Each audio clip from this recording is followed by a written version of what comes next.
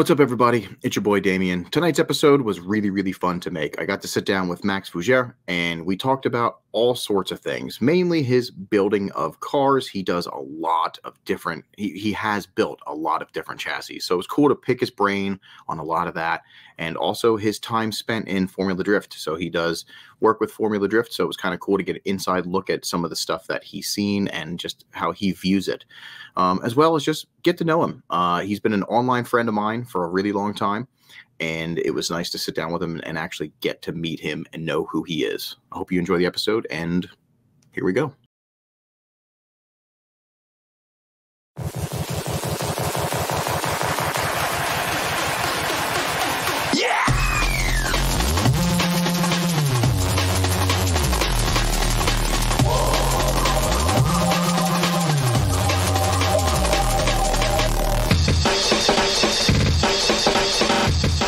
This episode is brought to you by the Smile Death Lifestyle brand, a small brand trying to live big dreams. With fresh new winter gear that just dropped on the website, check out www.smilexdeath.com for all sorts of swag, stickers, and car fashion accessories. Do you need a really fucking sick livery for your drift car? Maybe you just want a bunch of stickers to throw at people. Hit up New School Vinyl for all of your adhesive bag, laminated vinyl needs. What is up, everybody? I am Damien, your host of the Pilot Podcast, and with me today is Max Fougeres. Did I get it? You got it. Okay, we were talking backstage, and I knew I was going to fuck the name up, and I feel pretty good that I didn't. But so we've been internet homies now for a little while, actually for a long while, I think. Yeah, it's a pretty big while. It's been a while, and I figured I wanted to get you on the pod. You know a lot of the people that I know, and you have a really cool collection of cars through time, and you're working on, you do some FD stuff, and it'd be cool just to get you on here, chat with you, and see what the fuck is up. So thank you for coming. Thank you for hanging out. And first question is, what's Fougeres? What is that? What's the background? It's beautiful. I'm actually French Canadian. I'm from across the border. So yeah, nice. From Quebec, so French last name, and that's why it's from. That's awesome. No, it's super cool. I didn't, and honestly, the dumb American in me, when I looked at the spelling, I was like, I have no fucking clue. You know what I mean? Like, I just know you as Max. You know what I mean? Like, yeah, so I've actually, my whole name is way longer and more complex than that. I shrunk it when I moved here.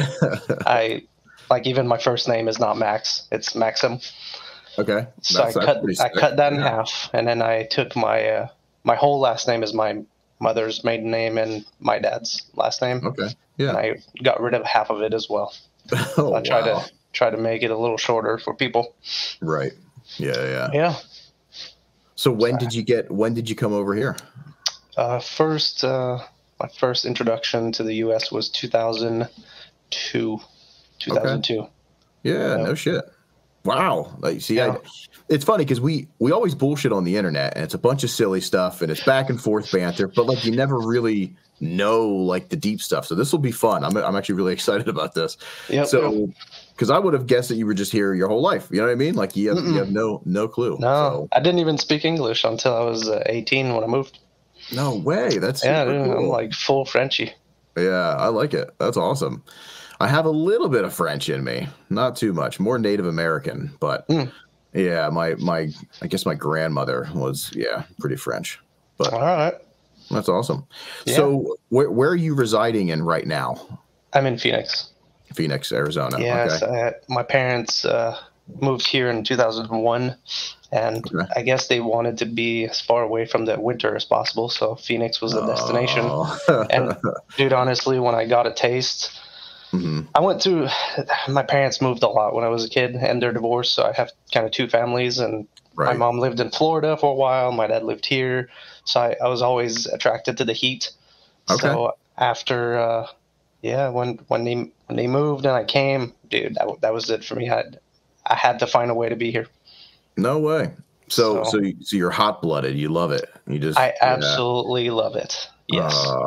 I wish I could. I am a large man, so I Yeah. just sweat profusely, and it's just embarrassing and uncomfortable. But as I'm getting older, it's changing because I used to fucking absolutely hate the heat, and now I'm bearing it a little bit more. And I used to love winter, and now I'm actually getting cold. Like as I'm getting older, which is kind of weird. So I don't know where I'll fall, but I think I hate the winter more than I love the heat.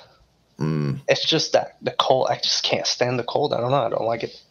So, I'm happy here. mean, yeah, coming from up north, I'm sure it was Yeah, pretty frigid all that's the time. real winter.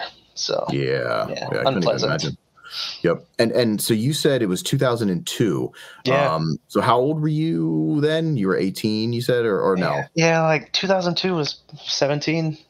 17 Okay. early. My birthday's in March, so it was like 17. I turned 18 in March. Yeah. Were you driving up there, or cars weren't really like a thing for you yet? You know what? Cars weren't a thing yet for me. Okay. Yeah. It actually happened here. That's awesome. My first vehicle was an S10. Fuck yeah. So America right there. America right there. Jumping right into rear-wheel it. drive, manual. Oh, even cooler. The little Bernies, one-wheel peelers. Yep. But no, like, yeah, that was my early days. Mm-hmm. That's sick. So when you got so up north in Canada land, you weren't really into cars? Like it wasn't like a thing? So a lot I'm of gonna pick well, I gotta dig way back, man. My parents never, I mean, they supported me, but they never gave me anything, so I had to earn it. Gotcha. So yeah. maybe I remember liking cars, and I had friends that had cars when we were in high school. I just didn't. I had a freaking moped, Right. GoPed, or whatever you want to call it, scooter. Yeah. Nice. So yeah, I just couldn't afford one. I couldn't buy one by myself, and my parents weren't gonna buy one. So I didn't have a car until I earned one, and I was late in my teens. The move kind of fucked that up for me too, of course, because I was established back home. I was just finishing high school, and college was right around the corner. I decided to make the move to Phoenix, and then that kind of set me back in that way, right? Where money, blah blah blah. Yeah. So then, what was the push that got you kind of into it, and where does the drug start? Because this automotive thing is such an addiction. The first, like, when I was shopping for my first vehicle, the S10, like, I had a vision already. I knew I liked lowered trucks, and back home in Quebec, anything modified, frowned upon. Like, cops are after you. Like, it's Badland. They're not happy with it. Right. So when I first moved to Arizona, lifted trucks, 20s were a thing. The Escalades was coming out, the Spinners was a thing. Oh, I wish it still was. And then I'm with you. All right. And like the S thing, the S10, the baggers, the bag truck. I mean, so lowered stuff was kind of like, I really love this. And of course I was young, and I'm like, dude, I gotta have a vehicle, and I have to have a cool one because I don't want to be a nerd. Sure. So that's what started it. I bought one. That's sick because you're basically manifesting it then. See, a lot of people are influenced from an earlier age. You're just like. So, I mean, I don't know. Maybe that's just the way I work. I'm not. I would say, like, I'm not a follower. So I just do the thing. I see it. I picture it. I vision. Like, I have the vision, and that's what I do. Yeah. So it was kind of like that with the S10. I bagged it. I had never been in a bagged vehicle before. I had no friends that had them. Like, that was my first go. And then much later on in life, it was kind of the same thing with drifting. I was like, shit, this is cool. I want to do it. Bought the car, built the car, and started drifting. But I wasn't following anybody. I didn't know anyone. Right. This didn't suck me in. I just, like, dove in. Right. See, that's very interesting because honestly, it's always somebody from these outside sources that inspire and slowly manifest in people, you know? So it's really cool to hear that you just kind of you saw something, you liked it, and you just dove in. And and then I'm sure you make friends, and then Oh yeah, of course. that changes. It evolves. And then, right, evolves. Like once you get into Yes. it, like I'm sure once you got the S10, you're into the bags, you're looking at Lowrider magazine, like that kind of stuff happens. But that's just really cool that the influence. And then you find the people. You're like, yes. I remember I had the truck. I stopped at Discount Tire because I had like probably a puncture or something. Mm-hmm. Stopped there. There's two kids. One I had a Frontier. The other one I had like a little Toyota pickup slammed. Made friends. Hung out with them, meet other friends, meet the local clubs, and then I try to wiggle myself into like I don't even remember what club it was, but anyway, just like a club. Oh yeah. So it just evolves. Right. No, that's super cool. So you've been doing like club stuff too for the longest time then too, right? So if like with the lower truck, did that get you into? Because that was like a big thing. I know with like the trucks and stuff, it was always like you had like a crew. Yeah. You know, like. So yeah, I mean, I'm gonna say that my attempt probably failed, but I tried. Right. Yeah, it was at that time. Whoever I was hanging out with was just probably not the best people to be around. But I gave it a good try. Yeah, good try. That's funny. So the drifting side of things. So you're into the S10, and you're doing your lower truck stuff. When you made that plunge, where did you find drifting? Because you must have found that organically. Drifting was much, much later in life. So my story goes, I moved here early. I was 18. I actually had to move back. After I only was here for 1 year, the first year. Okay. I moved back. I went to school to be a mechanic, and then I had started my career. I've been working there for a few years. My dad was still in Arizona. He had a excavating business, and he made a phone call a few times.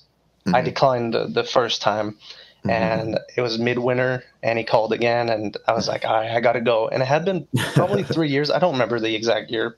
I want to say it was like 2005 or 2006, and I moved back here. Okay. I still had the truck, and then I went like kind of deeper in the truck builds and that kind of stuff. And then fast forward another 5 years, 2009, I have to move back to Canada again because my visa expired. Oh, wow. Oh, okay. And I had met a young lady at the time, and we're still together. So them ladies, Canada, them ladies. And yeah, move back to Canada, come back, we get married. And then a couple years later would be my first rear-wheel drive. So I bought a yellow IS300. Okay. And that was 2012. That was like the first time I was like, all right, this is sick. It was lowered, 18s, Alexis. It was nice, manual. Yeah. And that was my introduction, I guess, to that. I started following FD back then. I went to the local. They came here in Phoenix. I went myself. Watched it in person. It was incredible. And that was the beginning. Of drifting. Right. And then from there, I'm sure just everything explodes, and you're watching this and watching that and getting inspired by this and that. Yep. Yeah. I mean, I was really timid. I didn't do track stuff or anything, but I could say that my eye opened to this, like drifting, right? Because it was, I wouldn't say it was new, but it was XDC was a thing. Oh, yeah. And then they came here, so I went to watch that. And so it was kind of like I had multiple little occasion of like, oh, this is cool. I should do this. Maybe later. And then I would, have the car, like I had a street car and then whatever. But I didn't track or build an actual drift car until 2015. So it hasn't been that long. Yeah. Wow. That's cool. XDC came to America? Was it XDC? Fuck. Okay, I was curious because that's a lot of people don't know about XTC. You know what I mean? Which is neat. Dude, it was a long time ago, but it probably you're probably right. No, I'm thinking of DMCC. Oh no, DMX. That was all back home. Yep, that was all Canada. Yeah, right? but Yes. XD, Yeah, I yeah, want to yeah. say XDC was like the one that Chelsea drove in. Mm-hmm. Yep. Yeah, because they did that at Englishtown, New Jersey. Yeah. Yeah, XTC was all. Yeah, I was thinking of DMCC. That was it. But no shit. So the IS, did you do some street stuff with that, or just started playing? It was playing. It was not serious. It was me testing my ability. It was Yep. Just having fun. Hitting corners. Right. I didn't, dude, I'm telling you, this. Even much like the few years later when I started drifting, god damn, I sucked.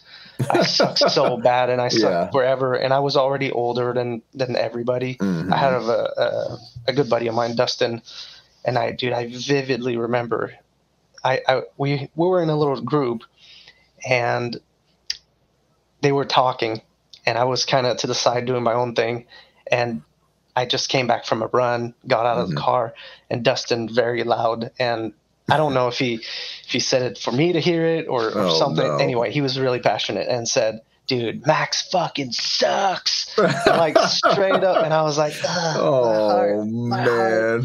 Yeah. But like that's what pushed me to try to be better and try to learn from these guys. And even the dude Dustin is much younger than I am, but kicks ass, and I look up to anybody if they have something to teach me, and I try. Yeah, no, that's keep cool. Trying.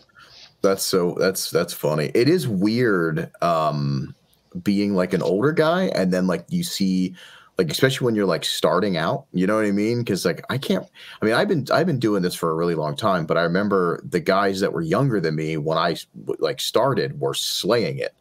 And I felt like a little like, man, I should be better at this, like, but you never know. There's people that'll pick it up like that. Oh yeah. There's people that it takes for sure. Yes. And it takes years. Sometimes it took me years, like honestly, and I still say I suck, like, I mean, I have my share of sucking to this day. We all do. We all do. Yeah. I try, and I don't know. It became a lifestyle for me. So I try really hard, but at the same time, I still very much suck. But and as long as we're having fun, that's all that matters. That, and I always seek into improving, doing better. If it's the car, the setup, the learning, watching others, and applying, I just try to be better. Yeah.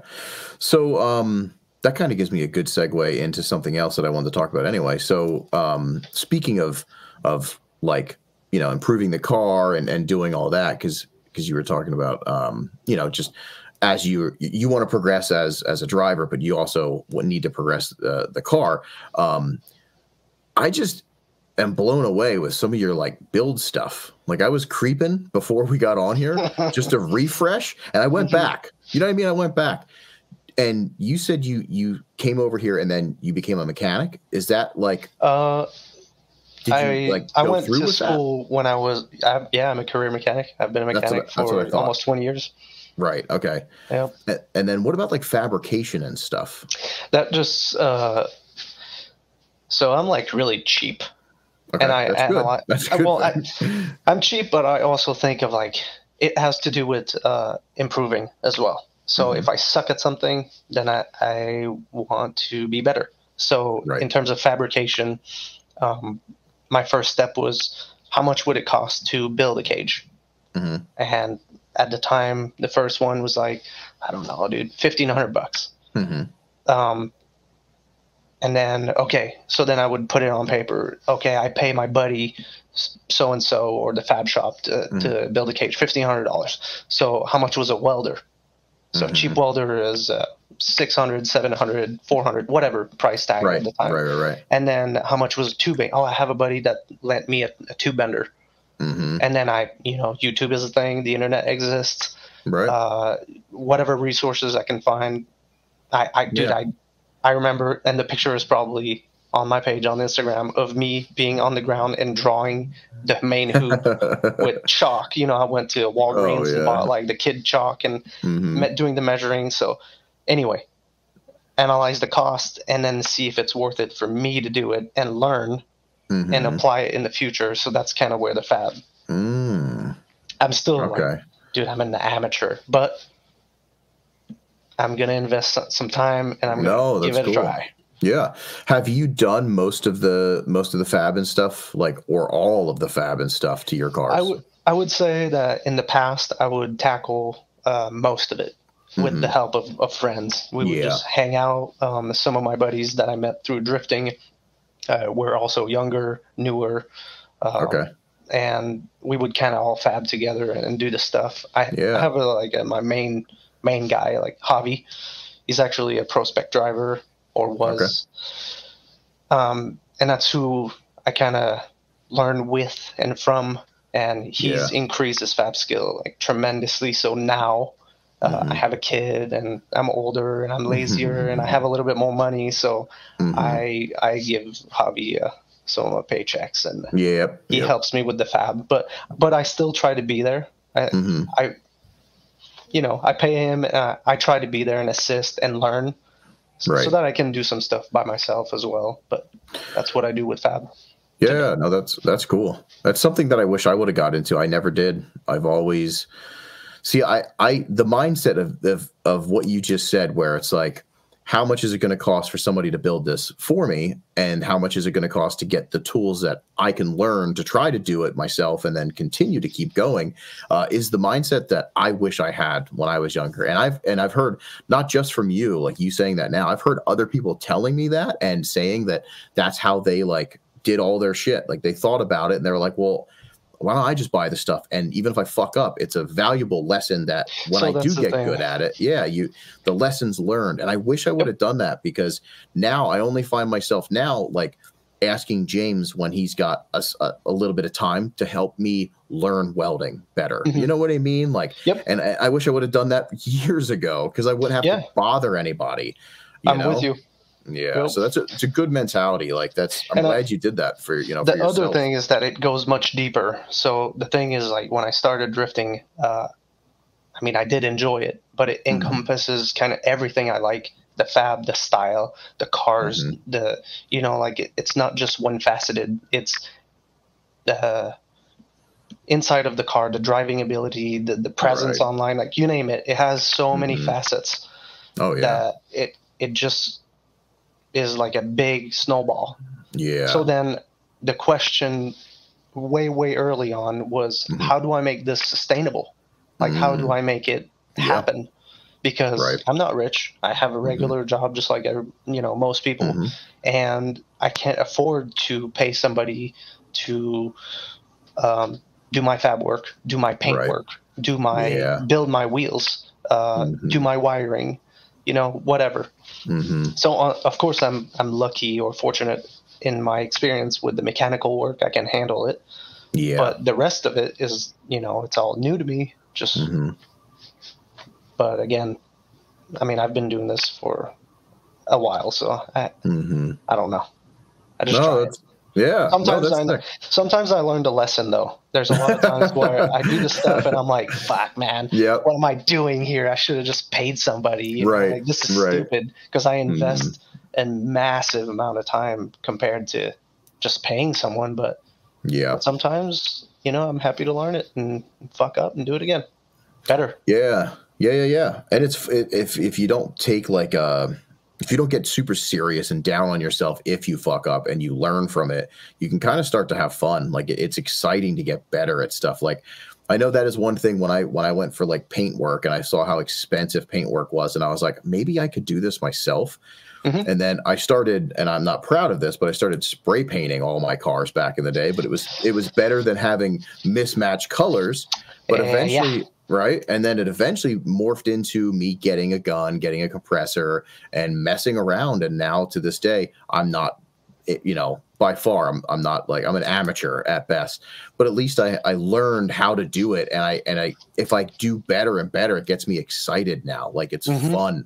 It's really neat to sit back and like enjoy what you created. So I could see that with fabricating. Like I can see the stuff. I can look at the back of a car and be like, ooh, I'd love to cut this out, put this here, but like I have none of those skills, and I wish that I would have done it. It's just a little different. So it's cool that you've been doing that and you do that. And for anybody listening, like just try it yourself. Like start Dude, getting into it. I support it. And I told a lot of my friends that came into drifting after I did, I'm like, dude, we just got to do it. Right. You just got to do it.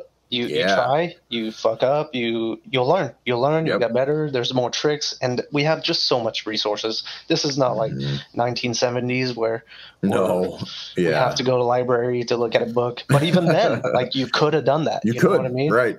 I remember my dad gave me a welding book from the 70s when I started, cool. when I was way young. You know, he's like, dude, read this shit. It'll help you. I'm like, okay. And I still have the book. Oh, that's neat. You know, like if you want to, just fucking do it. Just do it. Yeah. Imagine coming into motorsports and let's say drifting, because that's what we're like into now with the resources that are there. It's crazy.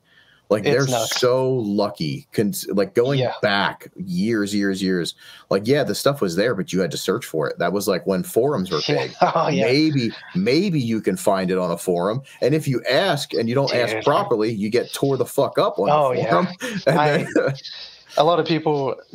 We have we have a group chat with really close friends, and we talked about that last week of the freaking forums. And I'm like, dude, I fucking hate those things. You know, I really despise being on there. I remember though, like being on there, going through build pages and just like click and spend all evenings.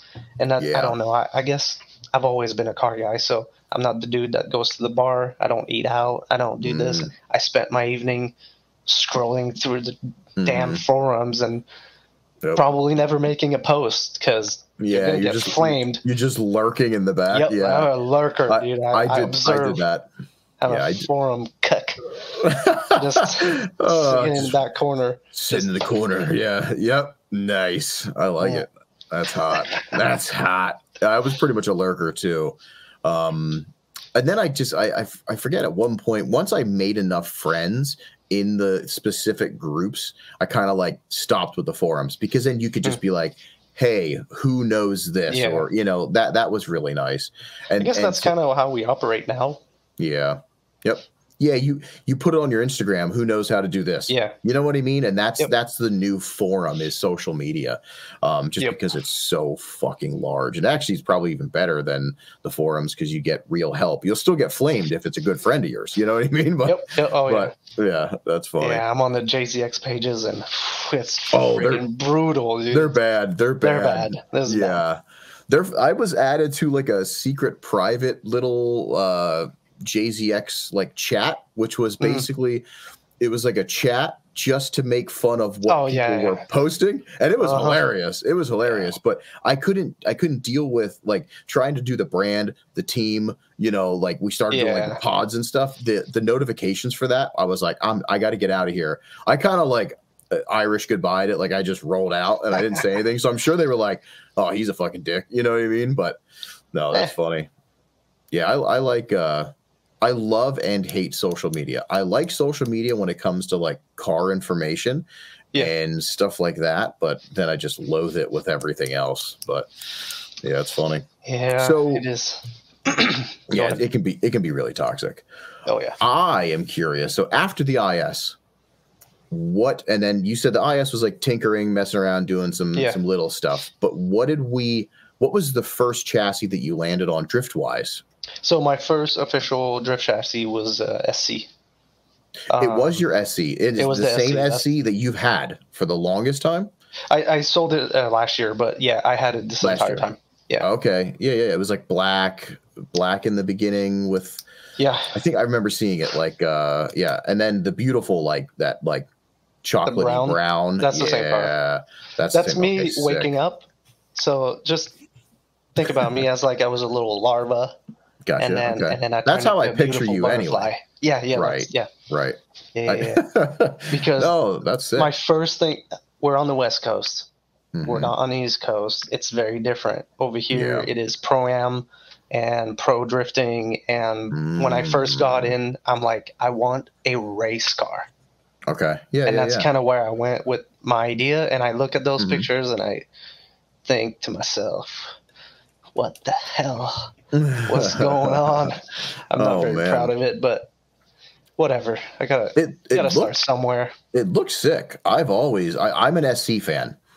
So actually, maybe we started talking because of the SC. I don't remember. Maybe I don't remember Yeah, either. because I had one that I was building slowly, and I don't remember. That's the one thing that sucks. I wish like social media had like some of it does, like the good old Facebook and stuff will be like, you guys became friends at Oh this yeah, time. yeah, But like Instagram is where like is like my main hook, and that's where yeah. we Same. always chatted. Yep. And I wish it had like a anniversary or you guys started talking because of this post. Like I wish it would show you. That'd be kind of cool.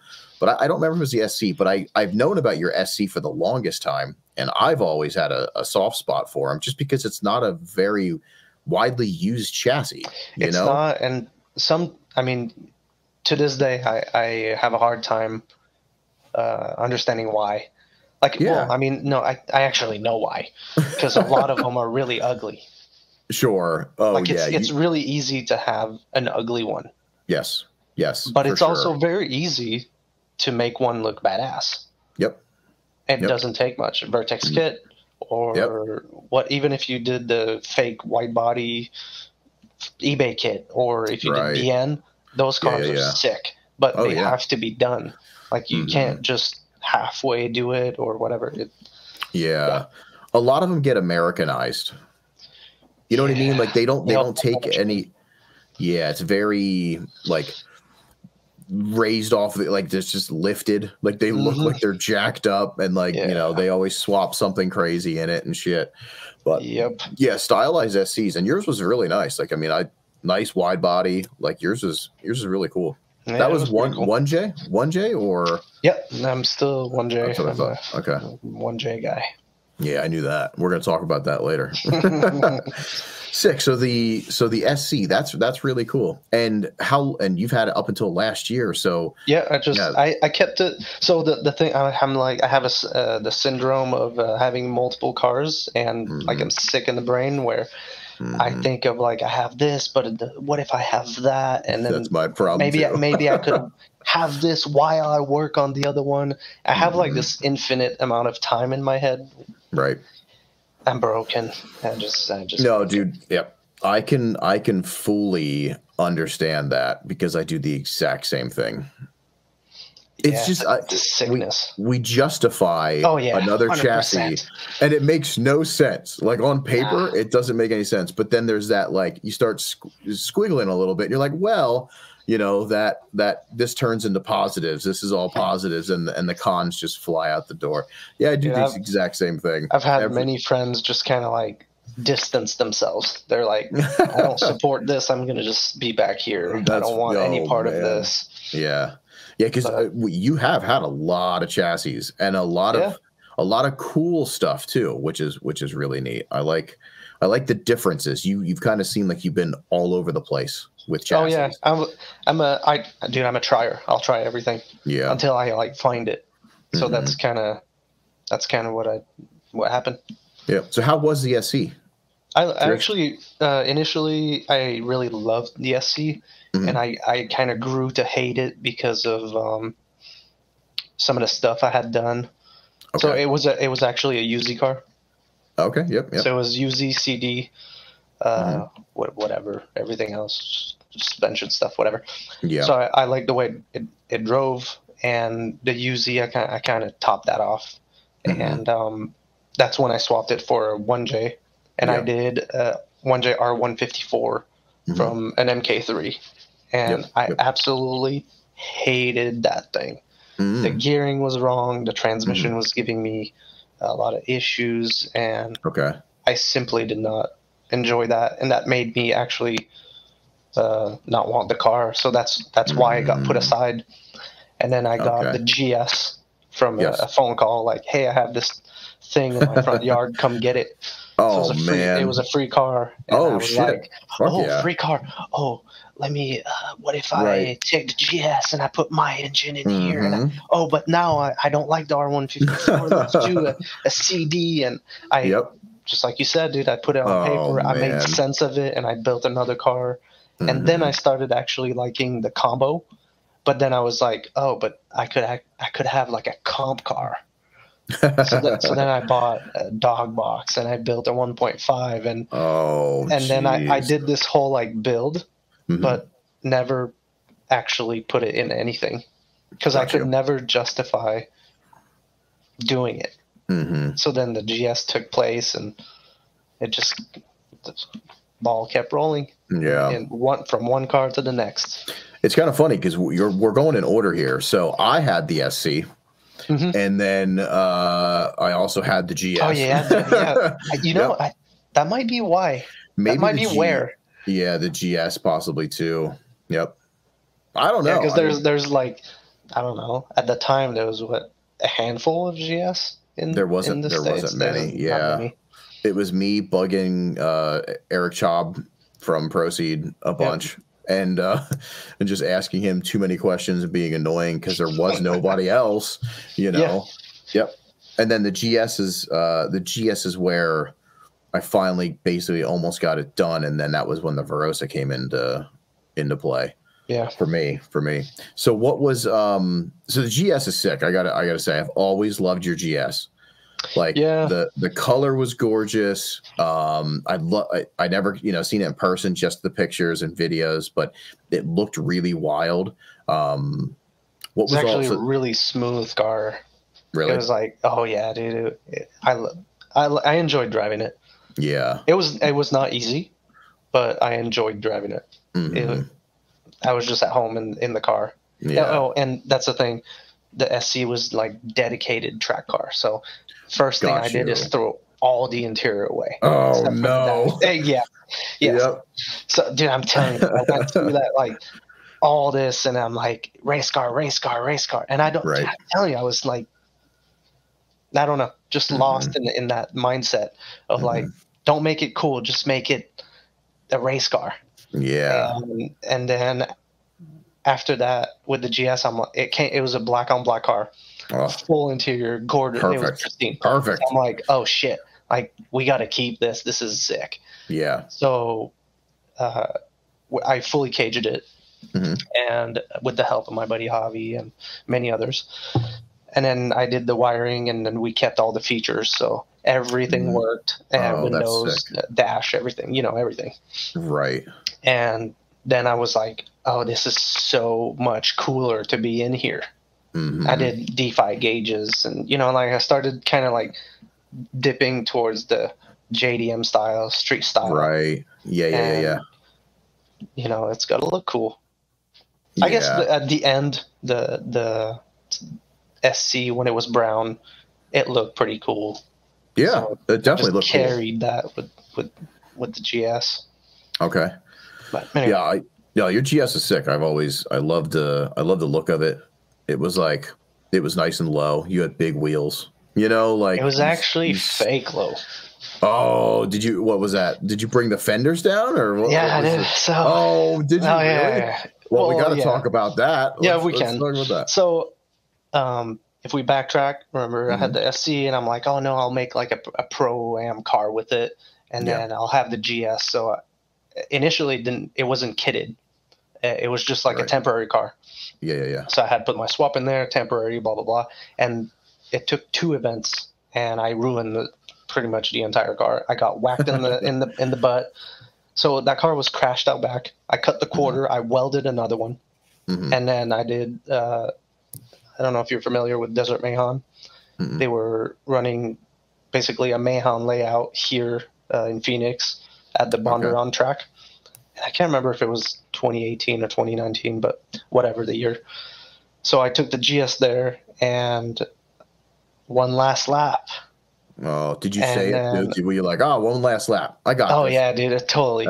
Can't do it. I was like, one last one. And then I followed someone. I don't know what the fuck happened between him and I, but man. I initiated, we spun, and then he came back around and hit my tail right in the quarter that I had fixed. Oh, so then I was like, okay, like I fixed it. I'm not putting another one back on. Like this is ridiculous. It was an insane amount of work to graft. I'm not a body guy, so to graft a full quarter panel was crazy. Right. And so then I was like, what do I do? So I molded a pair of basically quarters with the light pockets.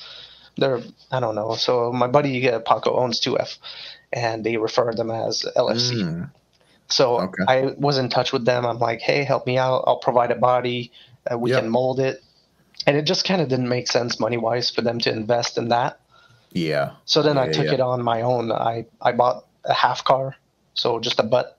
And then I had another buddy of mine that had done some previous fiberglass and Kevlar work, and we molded the butt, and I bought ulterior motive 2-inch flares, and I welded them on the quarter, the original quarter, but an inch lower. Oh, no shit. So that I had my arch was the same, but then I was kind of fake low in the back. Oh, that's funny. Yeah. You never would know though. Like that's the thing. Like just and just an inch is enough to like give you that like little, because honestly those things can get pretty low. Like we've everybody's seen, like you can slam it, but when you put like real big wheels on it and a kit, it is a little low already. Like so I didn't want to cut in the door. So that was kind of like the trick. A good, that makes sense. But dude, I don't think I've had this conversation too many times with people. But anyway, it's out there now. You heard it here first. It's fake low. That's funny. Well, see, I mean, with the big boys though, that becomes such a problem with having to cut into the door and into that. Like, I mean, my IS, like the Verteza, is completely just it's open. You know what I mean? The wheel is right there. Yep. So no, that's wild. I would never have known that. So that's sick. Like that extra inch is that into the door part. Yeah, like and 100%. And I fitted the wheels, and I was tucking while I was drifting. It looked fucking sick, at least to my eye. It could have been lowered even further, like in terms of actually being low. I would often media people would take a picture of like from a distance, and it would be you could see under the car. It always like drive me crazy because I know I'm like cheating. But anyway, there's just some stuff that bothered me about the car, but yeah, that's the GS story. I love that car. I just want to throw that out there. Cool. I still have a soft spot. I still want another one. I got to stop because it's the same thing where I'm like, well, now I know how to build cars better. So now, I'll do this, and it's just like, shut up, Damien. You got enough. So I think it's a really cool style car in terms of like the way that you drift. But what I never felt as comfortable in that car tandeming as as other chassis. I felt like it was like almost it wasn't reckless, but if I pushed a car kind of outside of its comfort, because it had a sweet spot. If you do like wide, slow transition, like wide drifts, awesome. That car worked so well. But as soon as you start throwing the thing around, it did not like it. It would do some weird shit. And twitchy, kind of get like real twitchy and stuff. Oh yeah. I can see that. And I never really, I couldn't ever figure out what was it like front suspension, because the rear is really simple. So I know that the rear rip part wasn't the problem, but the angle part was kind of wonky and everything, and nobody makes shit for it, or at that time nobody did. I know PBM makes some stuff now, I think. Really? Oh, I could see that. I think they do GSIS, which is so similar. Right. Yeah. Anyway, so yeah, it was just kind of like I need to step away because I'm not pushing this thing or feeling as comfortable as I want to be. And I didn't like, sometimes I guess in my mind I don't want to do the same thing over and over. Okay. Sure. So I had my time with it, and I tried it, I improved it, I did my stuff, and it was just time to move on. Yeah. What spring rates were you running, just out of curiosity? Because the big boys, there's some wild, Yeah. I would mine were 38K in the front, which is I think I might have asked you. Yeah. Because I remember telling somebody that, and they're like, no. And I'm like, dude, and it rode 38K, and I forget what was in the rear, something crazy, and it drove like a sports car. Like it felt good. I believe it. On the road. I was like, it's so stiff, but because of the weight and being so big, I mean, I think that's still the Aristo is still the largest Toyota in wheelbase, if I remember correctly. It's 110, if I remember. Is right. right. It's really it has a really long wheelbase. Yep. Yeah. But yeah, my spring rate was what? I think it was like 22.18 or something. It wasn't even crazy. Yeah. I definitely could have changed that and made some good improvements. But it needed. I like to do things and improve them, and then I don't like to redo them. Got you. So I guess that's why I was in my mind. I'm like, I'm not redoing this. Fuck this. So that's fine. It was just time to let it go to somebody else. Yeah. How long? You had that for a while. I want to say it was like either 3 or 4 years. Okay. Yeah. No, that's cool. I do have a question, and you brought up the West Coast differences with race car stuff. So how is it? Is that like the mentality for most of the tracks and stuff? You can just see it in the. It's not grassroots orientated. Like they want to build, like instantly they want to build like FD cars or like that level. Or I feel like comp here is like it's something that people talk about and that they want to do. Okay. That's just something that was kind of always around, at least in my little area from my observation. I think a lot of people still do the grassroots, whatever. Yeah. But I think that the people that always improve towards like, oh no, I want like Pro-Am. They're not like, oh no, we're just like style guys. Right. Like cool livery, big wheels, chrome, blah blah blah. Like we're so very few. There's not many of us. A lot more dudes are like big power, big tires. Got you. Dude, I still drift on the 235. Good man. Like I literally, I don't think I've ever drifted on anything but. I was like 225 takeoffs from work, and then I moved to a 235 Ironman, and then now I'm like a 235 Volino. That's like my progression. Yeah. I just make what I don't know. I never got into that 265, 285, whatever. Yeah, same. It doesn't excite me because it looks stupid in my opinion. It might benefit me, but at the same time, I'm like, no, you don't need that. I convince myself otherwise. Yeah. Well, people are starting to prove that though, which is pretty wild. Like you don't need insane. I saw some stuff and I was like, holy shit. Like dude, some of these cars with the right setup of suspension and tire compound were doing some pretty wicked things. And honestly, when it comes down to it, it all also lays where you want to go. You know what I mean? Like if you don't really give a shit, like I don't give a shit. I don't care about being super fast. Like I can just go up a gear and then enter faster if I need to be super fast. Exactly. You know what I mean? Like I'm not competing 100%. against anybody. I'm just having fun. But I never cared about. So I think that has to do with relying on your equipment versus maybe your skill set. Not that they don't go together, but building or putting grip in a car is easy. Driving on a small tire and catching a car or changing your driving ability is difficult. Right. Yes. The risks or the chances of you screwing up are much higher than like, I don't know, maybe like a grippier car. I don't know. That's just like a brain thought.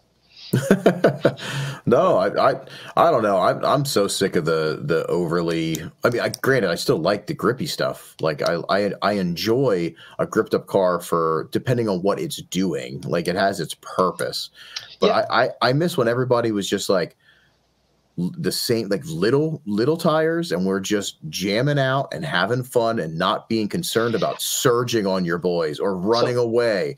Like I miss that era. I strongly believe that a loose car is more fun and more forgiving. So like you said, you might leave some on the table, like you might not be able to surge or catch your bud. But if he doesn't go away, like if he doesn't try to leave you, then you can stay together. And if he makes a mistake and he's loose, you can see it. Right. Like, it's not like abrupt. The change in the car is not abrupt. Mm-hmm. You'll see like, ooh, like it's smooth. You're just surfing. Yeah. You're just kind of like gliding. Yep. And that's, to me, way more fun. Fighting grip. God, dude.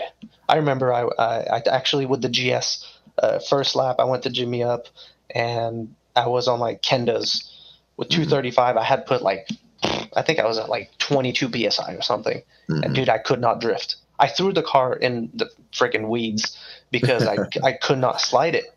And, I come down the hill and I'm all like, messed up. I go to my buddy and talk to my buddy Cody, and he's like, "Oh, hey, dude, yeah, like, well, what's going on? You're struggling. I actually saw you like went in the dirt. What are you doing?" And I'm like, "I don't know. I can't drive. I think something's up with the car." And he's like, "What's your tire pressure?" And I told him 22, whatever. He's like, "Bro, what are you doing? Like, crank this to like 40." Okay. So then I cranked the pressure, went down the hill. It was loose. Right. But you know what? I could drive. I could save the car. I could control it. So I was like, it was just eye-opening to me in that particular like moment. So that's kind of just something that I always carry with me is like, dude, drive the car loose. You want more grip? You can go down, but don't start tight. Sure. Yeah. In team drifting is where I have like most of the experience now. I still laugh at these teams that are like trying to grip up their cars, and I'm like, why? The purpose of team drifting is driving together. So if you were all nice and icy and flowy, you know how good you would look. Yes. You know what I mean? Oh, like that's it. Yes. Just like I love like Abu Moon style. They're fighting their low cars the whole time, but like their tire pressures are probably through the roof. You know what I mean? Just so that it's smooth. But when they drive together, it looks super sick. Again, I get it. Like there's guys like Rich Whiteman who love fucking grip, and he loves surging, and he loves all that crazy stuff, and he's good at what he does. Yeah, he's good at what he does. But then I tell him when he's telling me, I can't stay behind Chad. You're going to have to be behind him. And I'm like, well, that doesn't still make any sense. If I'm behind him, I'm still going as slow as Chad's going. So how are you driving different? It's probably a mental game. You know what I mean? Because my car makes all the noises. Dude. Yeah. Fighting grip is. Yeah. We tell him to turn up. It's not easy. Yeah. No, and we tell him to turn up his PSI, and he won't. he loves it. Comp guys. It's comp guys. Yeah, that's the thing. Guys. But he's one that I can see that could do it with his skill set, and and he'll make it work. Where I've seen some of these other teams, and I talked to them personally, and they're like, they're just working on these grip setups, and I'm like, dude, you're not competing with each other. You're supposed to work together. Yes. Fucking 40 psi, run them. You know what I mean? Yep. See how smooth it is. But no, that's funny. But that just reminds me of back in the day when you first start drifting. Nobody's trying to be that extra fast. They're just trying to slide. You're just trying to stay on track. Yeah, that was the mentality, and I think it was almost more fun back there being on track with. Like if we go back to the question of like West Coast, East Coast, I feel like the dudes on the East Coast are like smooth and they like to party, and it's about the people and it's about the I don't know, dude. I go see the bro down and that kind of stuff, and I'm envious. Or I see the event that you host, and I'm like, I wish it was more like this. Of like, I don't know, it's just different.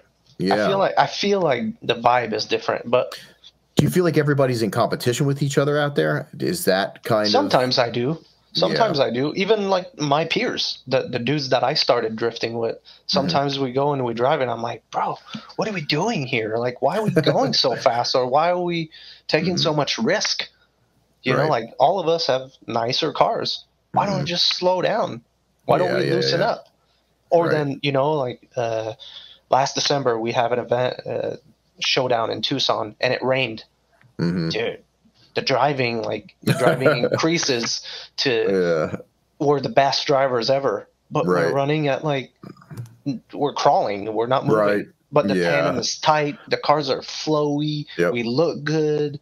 And so I'm like, why can't we just translate that on a fun event? You want to go to a comp event, sure, you need to be competitive. Yep. But at the same time, some people are even in competition, even in the pro stuff, the pro world, some people just can't drive because they're too hooked. Oh yeah. Oh it yeah. bites everybody. I mean, this last round in Orlando looked like when they would come through that like center section, where you're blinded really quick, you know, for a little bit. Those cars were so gripped up that they would lose that angle because they're waiting to try to find out where they're going to transition. Yeah, And it or would where shoot they'll them to the poke out. inside. Yeah, and they just everybody was shooting to the inside, and it's like that's a thing. Ridiculous. And I'm just like, in my head, I'm just like, imagine if they were just like, you know, not super gripped, you know, like not 1,000,000 horsepower, like you'd easily, smoothly be able to do a lot of this stuff. Right. It's hard. Comp is such a... Oh, I couldn't even imagine. It's a mind... Yes. Oh, yeah. It just rattles your head like all the time because you don't want to be left, but and you don't want to... it's a trick. Mm-hmm. I wish, though, like on the grassroots level, that people just kind of like back it up a little bit, try to have fun, and you know, build the skill set, and then I don't know. I guess if you want to do comp, you go do comp stuff. But when you have fun, I don't know. Take it easy. Yeah. No, I mean, there's something I love pushing myself, and I've been doing stuff like this year. I am going to add a little bit more grip to the car. But that's just because of where I'm at, and my car setup is different too, so I can still stay behind like slower cars, even with more grip. Of course. But I needed to be able to catch up to like Rich and some of these other guys that I like to drive with because they're fucking fast. But at the same time, I always think back to like how it's losing. You know how we always compare it to skateboarding? It's I feel like drifting is starting to get out of that aspect, and we're like in the freestyle skating when you're skating with your bros. That is kind of gone. I feel like in this world that we're in, we're already at the X Games. Everybody's fucking trying to drop in on the half pipe and do the sickest shit ever, and it's getting kind of annoying. I miss that whole like conglomerate of just, hey, let's go shred together, and we're not in competition with everybody. We're not, you know, it's just supposed to be fun. And I see it even within like I said, I see it in the drift teams. It's getting wild. Like just I fully agree. Yeah, I'm with you 100% I miss the 2000s. Yep, like the 2000 it's because it's new. So I think that the whole like sponsorship and or aiming to make a living or to I don't know, dude. Like, be the newest influencer. Yeah, and be the guy on Instagram. Be whatever. Like, get the following. Whatever the mentality is, because everybody's goal, I guess, is different. But I feel like less and less people are just like, no, this is just cool. Like, I just want to go hang out with my dudes at the track. Yes. Yep. There's and like I was ulterior totally motives in that mindset of trying to get the sponsorship and try to improve. And like I said, like I had my comp idea, but I always was on the brake pedal. Like, wait, what are you doing?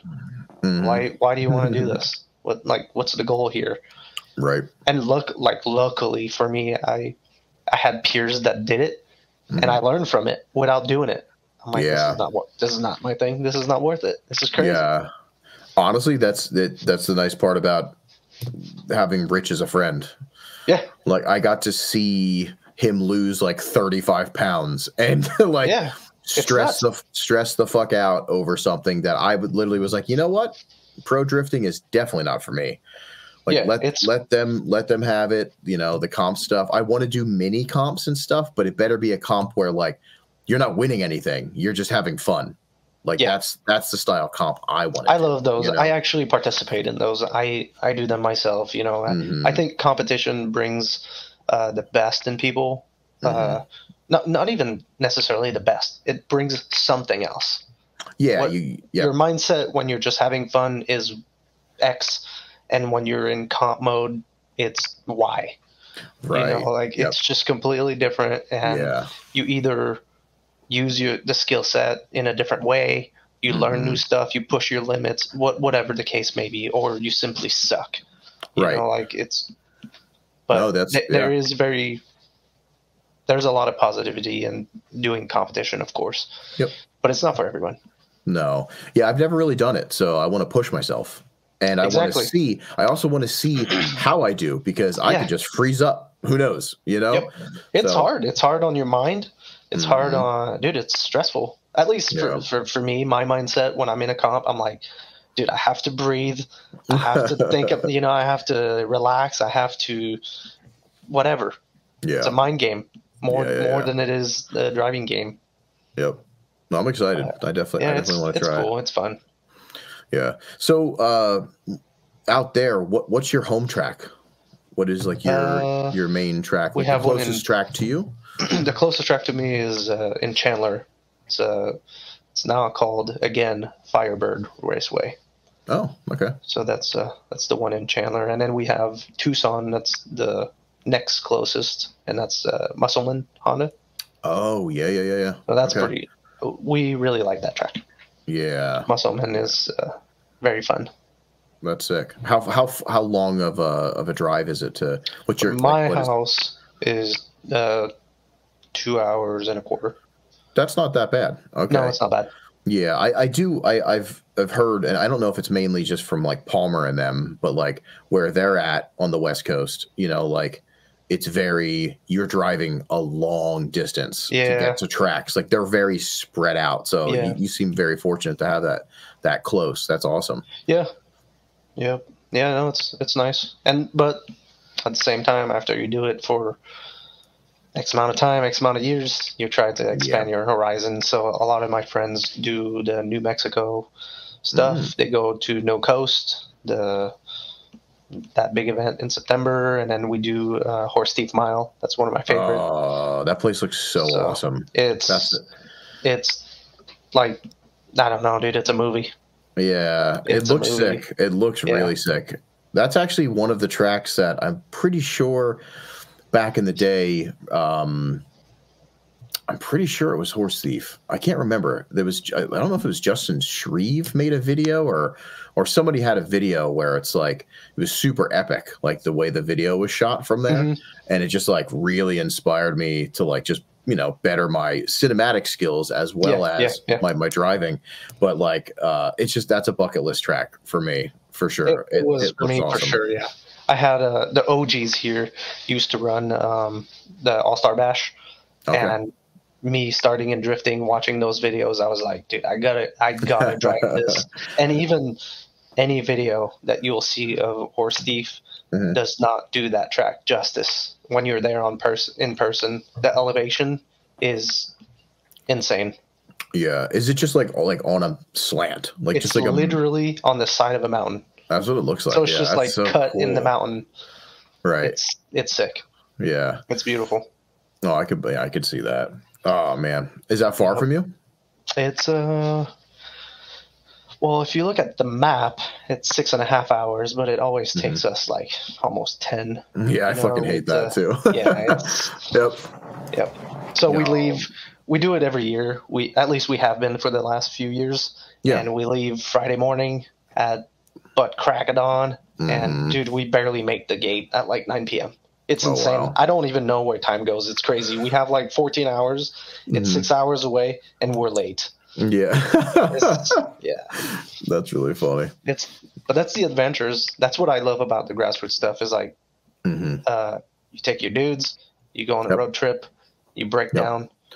Dude, we welded some exhaust on some tow rigs. Oh, we fixed U-joints, you name it, dude. We had all kinds of cool, memorable trips. So yeah, half of it is the adventure, getting there, and then even 100%. Just exploring when you're there. Like when you're done with the event, you go out to dinner or whatever, and everybody's just It's funny because I just got back footage from one of the Ellie.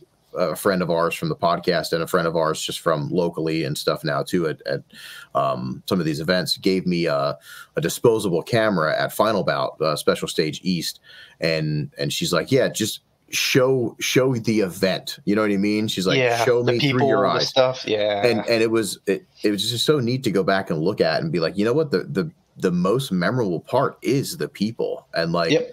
What we do even outside of it, like it's neat. Like, drifting is awesome, but we kind of forget about those other moments, I agree. Yeah. And I think, I don't know if it's because I'm a little older than like my younger friends, but for me, I was always like, even on the internet, I'm like, are you a car? Or like, are you a person? Like, who's Right. behind all this? How come I'm never seeing your face? Yeah, that's Why? funny. Like, I don't know like who I'm talking to really. But Right. some people, it's like whatever Instagram name, it's not even their name, and then there's they have their car, and you're like, what? Right. How am I gonna relate or befriend or want to talk to you? Like I feel like you're just broadcasting like your material, or like the drifting because you want to be seen. Like, oh, I'm fucking cool. Rather than, hey, it's me. My name is so and so, and this is what I do. Like, this is a glimpse of my life. Right. But this is who I am. So I feel like sometimes with the drift event, some people, that's kind of what they're about. They're about their cars and their stuff. But for me, I go for the people and the camping and the beers after and, whatever. I think that's the best. That whole experience packaged up is really, really cool. Yep. Yeah, I love that. And I think some of the best moments. Yeah, we do, honestly. Yep. Yeah. I like that a lot. Yeah, that was really cool. That like she just posted some of the footage, and I was just like, instantly it brought me back. Seeing the cars, I mean, everybody, the cars are cool. I get it, but like seeing the pictures of all of us and the people doing stuff, that's what like brought back those quick memories, you know. And I'm like, it's just really, really cool. I wish there was more of that, really. Like in any media, the new guys or the seasoned people. And I just think we could do better at that. At being like, hey, we're people doing this, not look at my cool car. Right. The East Coast is starting to do it a lot more.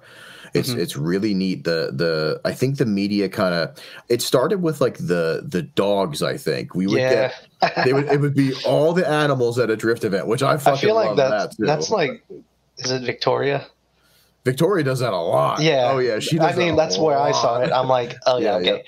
Yep. But you know what? I'm like, I'd be more tempted to look for that than your stupid, silly car. No, sure. I'd be like, oh, it's a doggy. Yeah.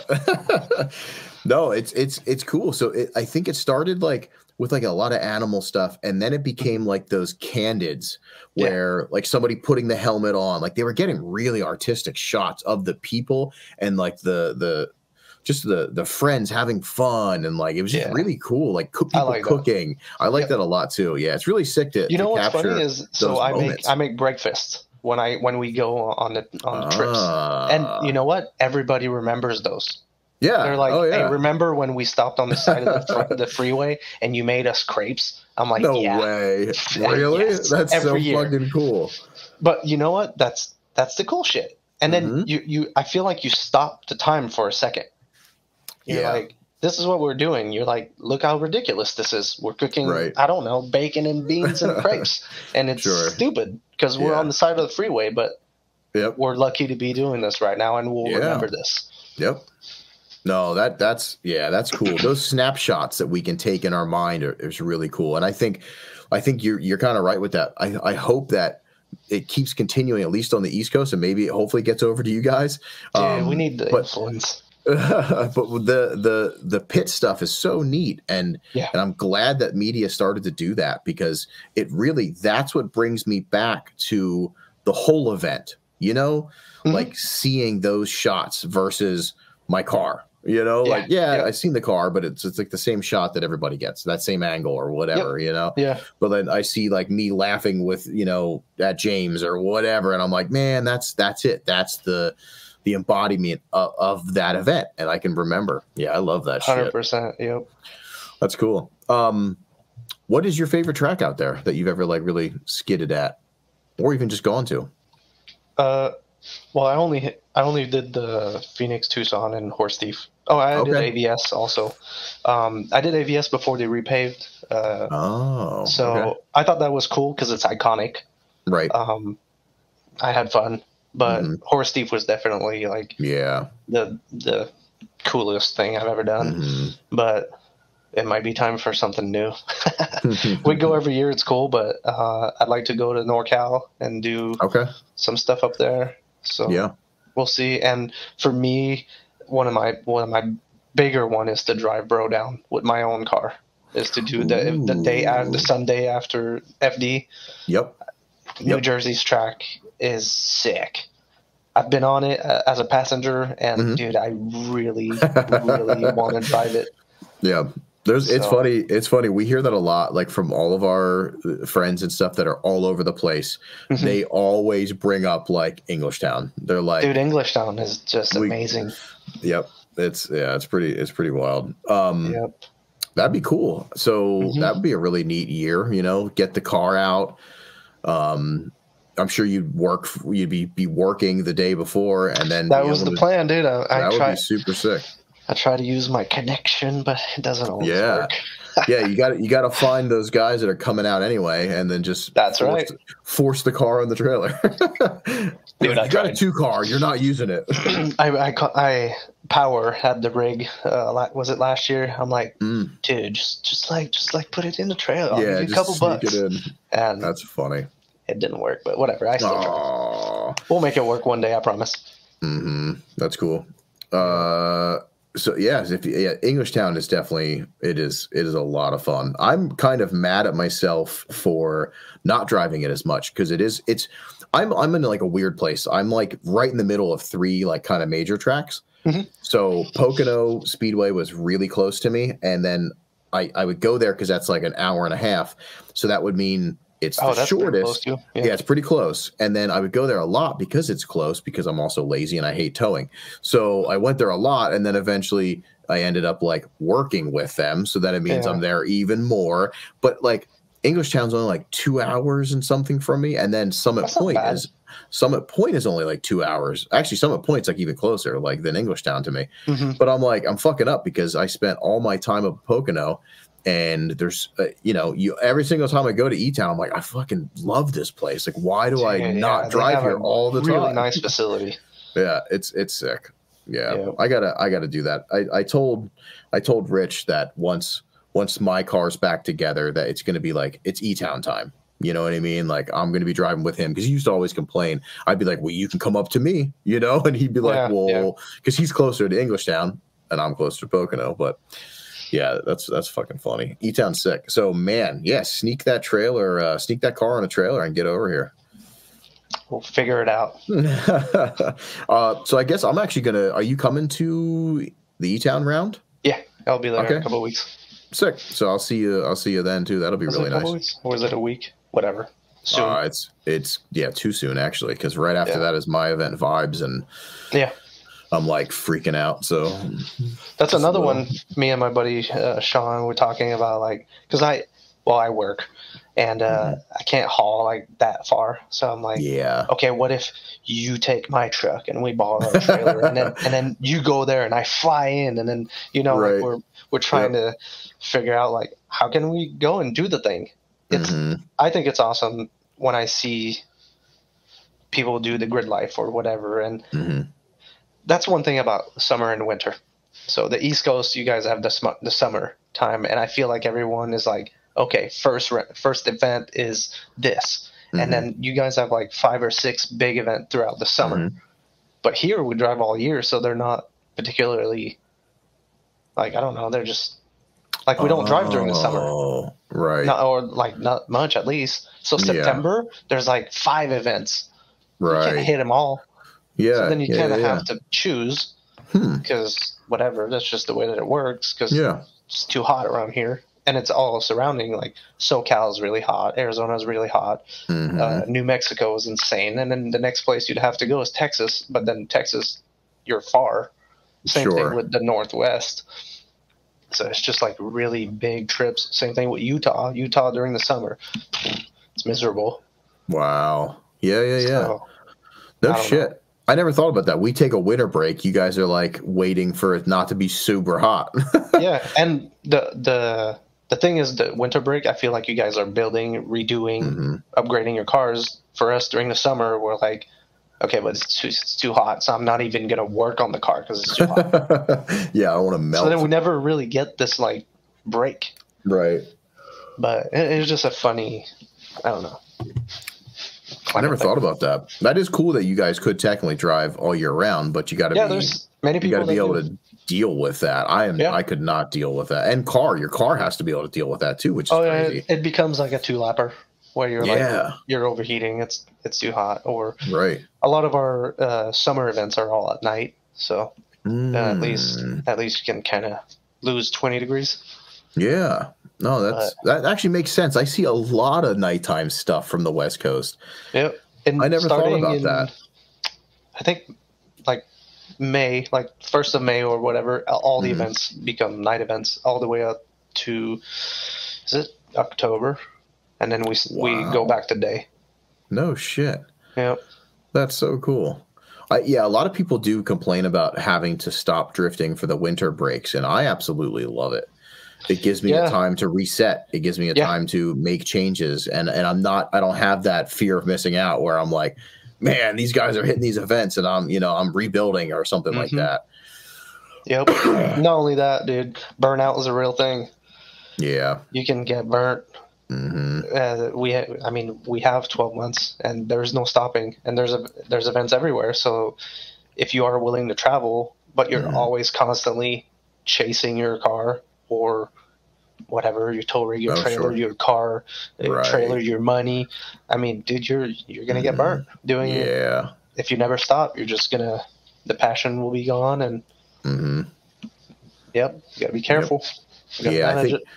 I think that is one blessing with our winter break, because I'm fiending when the snow is gone or if it's not cold anymore. I'm like, let's drive, like let's go. This year was the first time I'm taking a break. I haven't driven yet, so out of winter, and it's because I'm rebuilding stuff, but I'm having a lot of fun doing it because the last 2 years we went really hard. You know what I mean? Mentally, obviously we've been chatting a while, so I've been watching like the projects in the past, and you were doing more. We're doing a lot. And a lot of building and a lot of shop stuff, a lot of everything, and the branding. Your branding is insane. Yeah, I was burnt out. I don't blame it. It's crazy.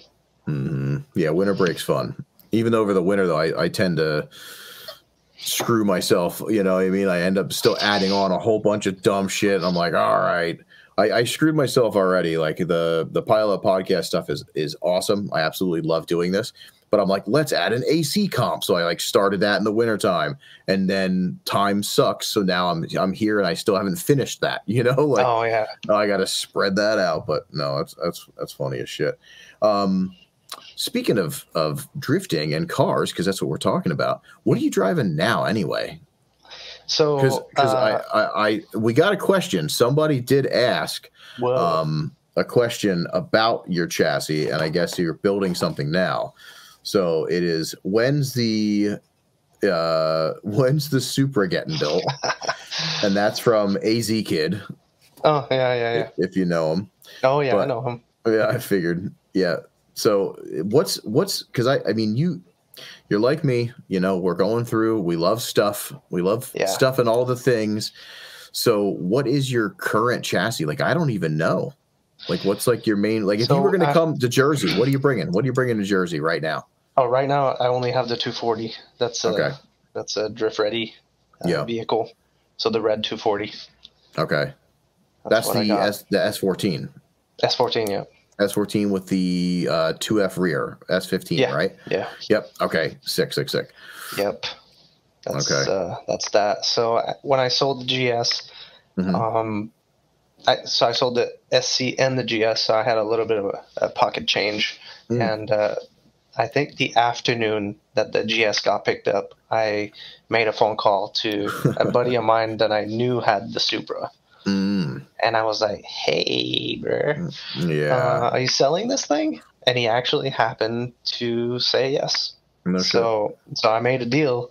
And so my big plan was to come back with heavy hitter MK4 styled, because it's so close to, so the parts from a SC, like the diff, engine, trans, a bunch of stuff carries over into the GS, and the GS and the SC, same thing, carry over into the Supra. So I have all this stuff, and it made sense in my mind to build to build the Supra. But the problem that I have with the Supra is that it's a Supra, so it has to be nice. It has to be the best drift car I've ever put together. Okay, yeah. So there was an event in February. So I sold the GS in July, and there was an event in February. I guess I didn't know at that time, but when I made that decision was October. Okay. And I had to either pick up something or build the Supra. And October is, what is that? So October, November, December, and then you count Christmas and all this stuff. Oh, yeah. And then January, and then the event was February 10th. So it gave me 3.5 months, 4 months to build a car. And I didn't feel confident in putting together the level of Supra I could in that time frame. Yeah. So then another phone call happened, and I had my buddy Javi that had a spare S chassis, and he was just getting rid of it. So I decided to do that instead. I also had some friendly help from Paco and 2F. That's actually what made me tip towards that, because they helped me out big time with the fiberglass. Okay, sick. So because basically, I mean, a 240 everything is fiberglass minus the actual shell. So yeah, they green lighted some help. So then I put together the S14 with the 15. Okay. I really wanted an S15. I couldn't justify the cost. Yeah, not anymore. Nah, I couldn't. I tried every which way possible. Cheesy model, a wreck one, imported one myself, an illegal one. Dude, I tried everything to get an actual S15, and the price was just nuts, especially after buying the Supra. I mean, it wasn't cheap. So yeah, I believe that. I respect the Supra build though, that you want to make it nice as shit. Like that's awesome. Yeah. And I want to make it not like a comp looking car. Right. I want it to perform, but it needs to be done right, dude. It needs to be stylish, and this is like I told myself, like, if I'm gonna build one last car, this is it. Yeah. And then I've said that probably for the last 5 cars, but I was gonna say, yep, I've done the same. Like, this is it. I don't need any other car. I'm done. You know, I'm getting older. I'm pretty old. I'm done. This is gonna be it. I wish imagine if like we had those recordings of every single time I said that with so many cars. And now I'm like, man, you know, it'd be really cool. A stockish FRS. Like I should get one of those, and I'm trying to justify it. I could drive it to the track, blah, blah. And it's like, wait, don't you have this other one that you're building for the same purpose? And it's like, but this could be like the last car. Then, you know, like if, you know, dude, it never stops. It never stops. So even with AZ Kid, his name is Kyle, and even with Kyle, I'm like, dude, let's buy some 8.6s. I know where 2 of them are, 2 hatches, and I'm like, let's do it. They're sick. He used to have one. He misses it. I'm like, come on, let's do it. That's funny, dude. I'm telling you, I'm like sick. I'm broken. It never stops. I just want another one. I want another one, a cooler one, a different one. Yep. Yeah. Yep. Do you get excited about the build, you think, or do you get excited about something I actually different? What I enjoy is the finished product. I'm not, the building car is a grind for me. Yes. So I have a really hard time with it. That's why I do them so quickly. Like the GS was, dude, a couple months maybe. The S14 was 5 weeks. Wow. And I'm crazy.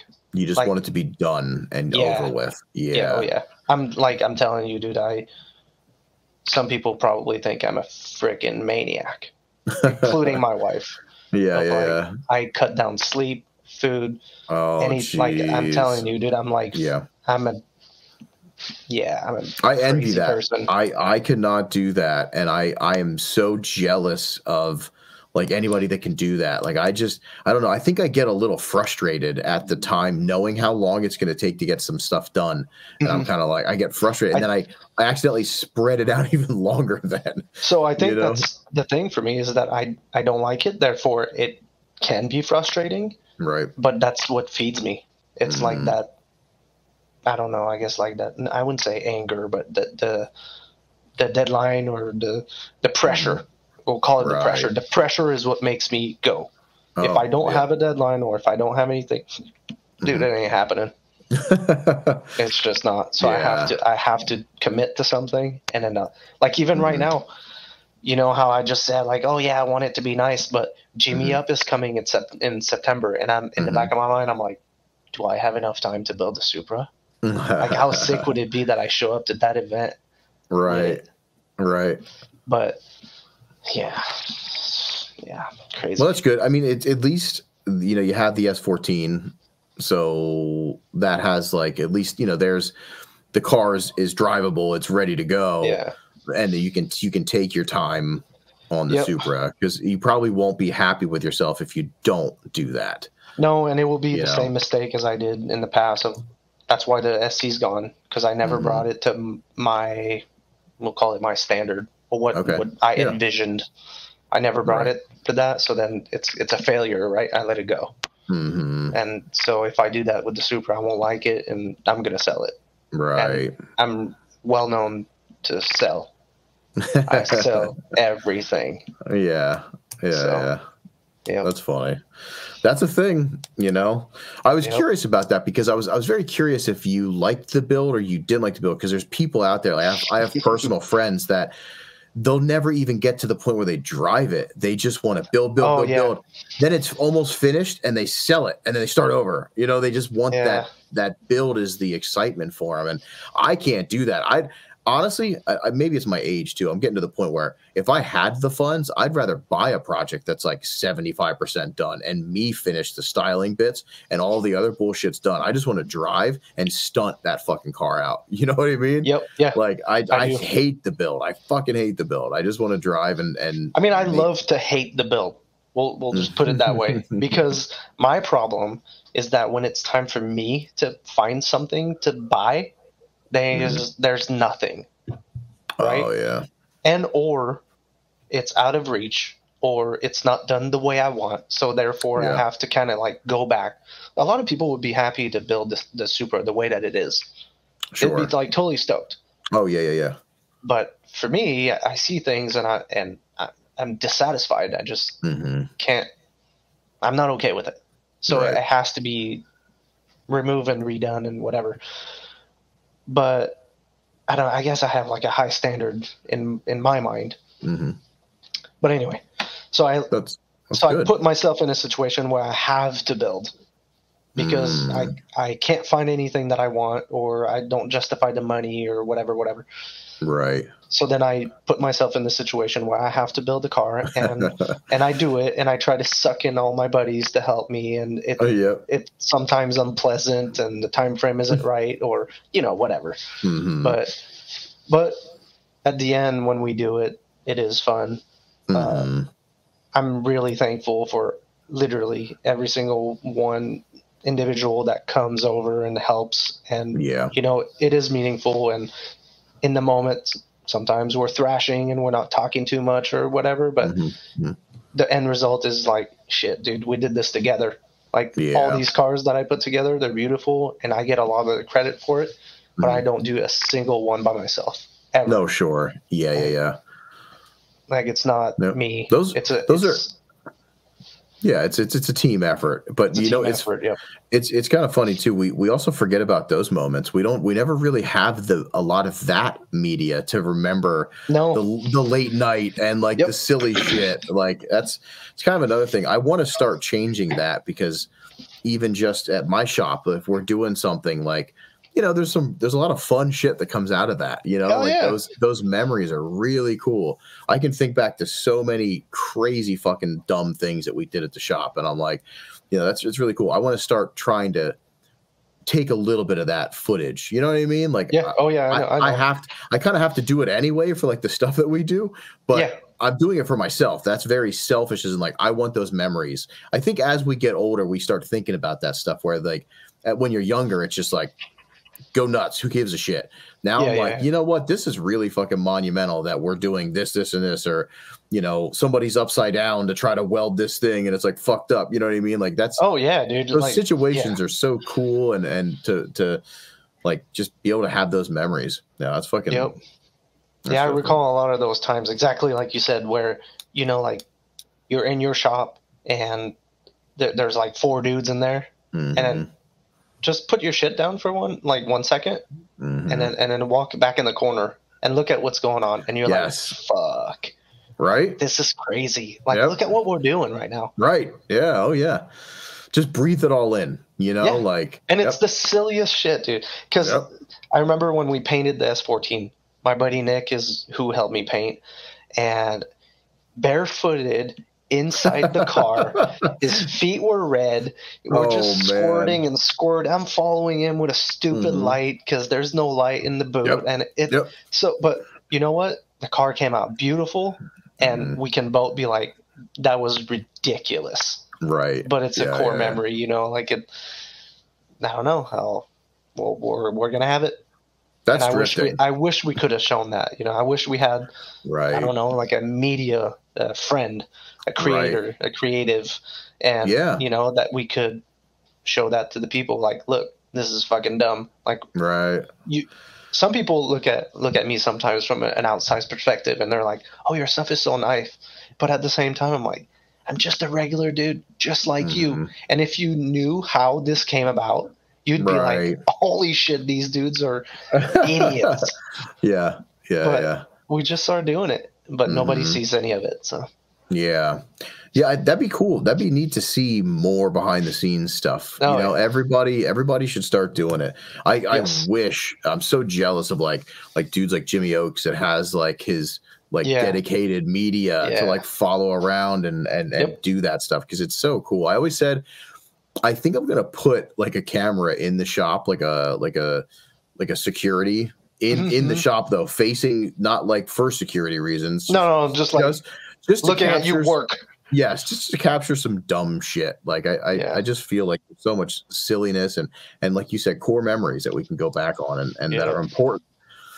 Man, and it's funny because like I don't know if you did work with Rich when he did the pro spec stuff, because he would do he would do the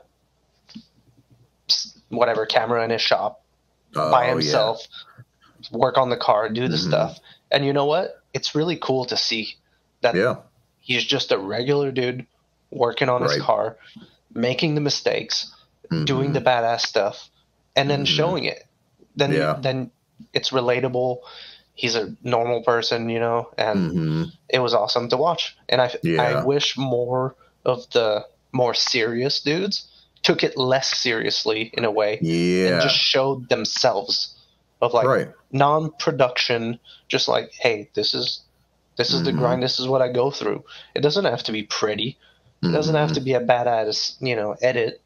Right. Is it necessary to have them? Yeah, 100%. But also there's a real person behind all of that. And to show like, hey, you know, this is hard, or whatever facet, however you want to see it. But I wish that it was shown more. Some people do it, and it's cool.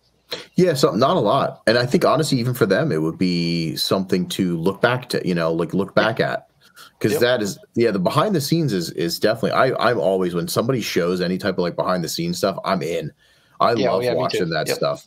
Like when, and I don't even follow a lot of like the YouTube stuff, but like when James Dean's car started on fire and they had to go to the shop to like rebuild and all that stuff, I was super fascinated. Because I want to see that stuff. I want to see the struggles, the hustle, you know, like what it takes, because we all experience that. We all do the same shit. Like, holy fuck, I got an event and I just broke this and I can't get another one. Like, how am I going to get this? And like the weird avenues that we go about to get this stuff done so that we can do this silly fucking thing called drifting. It's neat. Yeah. Behind the scenes stuff is definitely cool. Yeah. Speaking of watching Mr. Whiteman and him doing stuff, he did say that you were his spirit animal, and he wanted to he on for I guess on grid, you know what I mean? Like you were his spirit animal, and that he loves you basically, and that he was definitely bummed that he was like doing the grid life stuff, you know, like right now. because he's like, wait, tonight's pod, Max. I was like, yeah. He's like, damn it, he was like, that it's going to be late for them too, or whatever, Yeah. and who knows what's going on there with them. Yeah, but I don't even know. I didn't even know what's going on right now. That's how much I'm following this stuff also. But yeah, with the drivers, including Rich, when I'm on grid, well, at the time I was on grid, so I would just try to kind of like just snap him out of it. Yeah. Okay. I would go to, like, for example, like Rich, I would go to his window and be like, "Are you having fun?" And he'd be like, "What?" Like just kind of like, "What the fuck are you talking about? Like, this is serious." Right. And I'm like, he's trying to get in the fucking zone, and you're like, they hey, are. What's Some going of them on? are.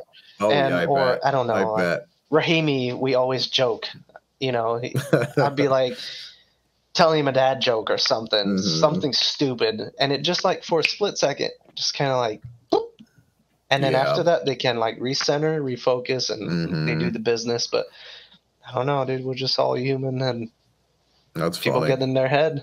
Yeah. But it's also the little time I have with those dudes to kind of like catch up or chat or whatever, Right. So.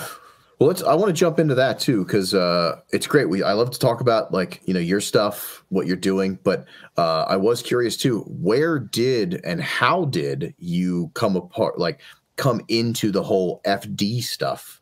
So when did that start for you? And let's talk about FD stuff for you, because I'm sure you got some really cool stories and just everything involved with that. So when did you start doing FD things?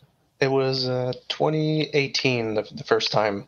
Okay. So I have it was through drifting. So one of my buddy Matt Sopa. Okay.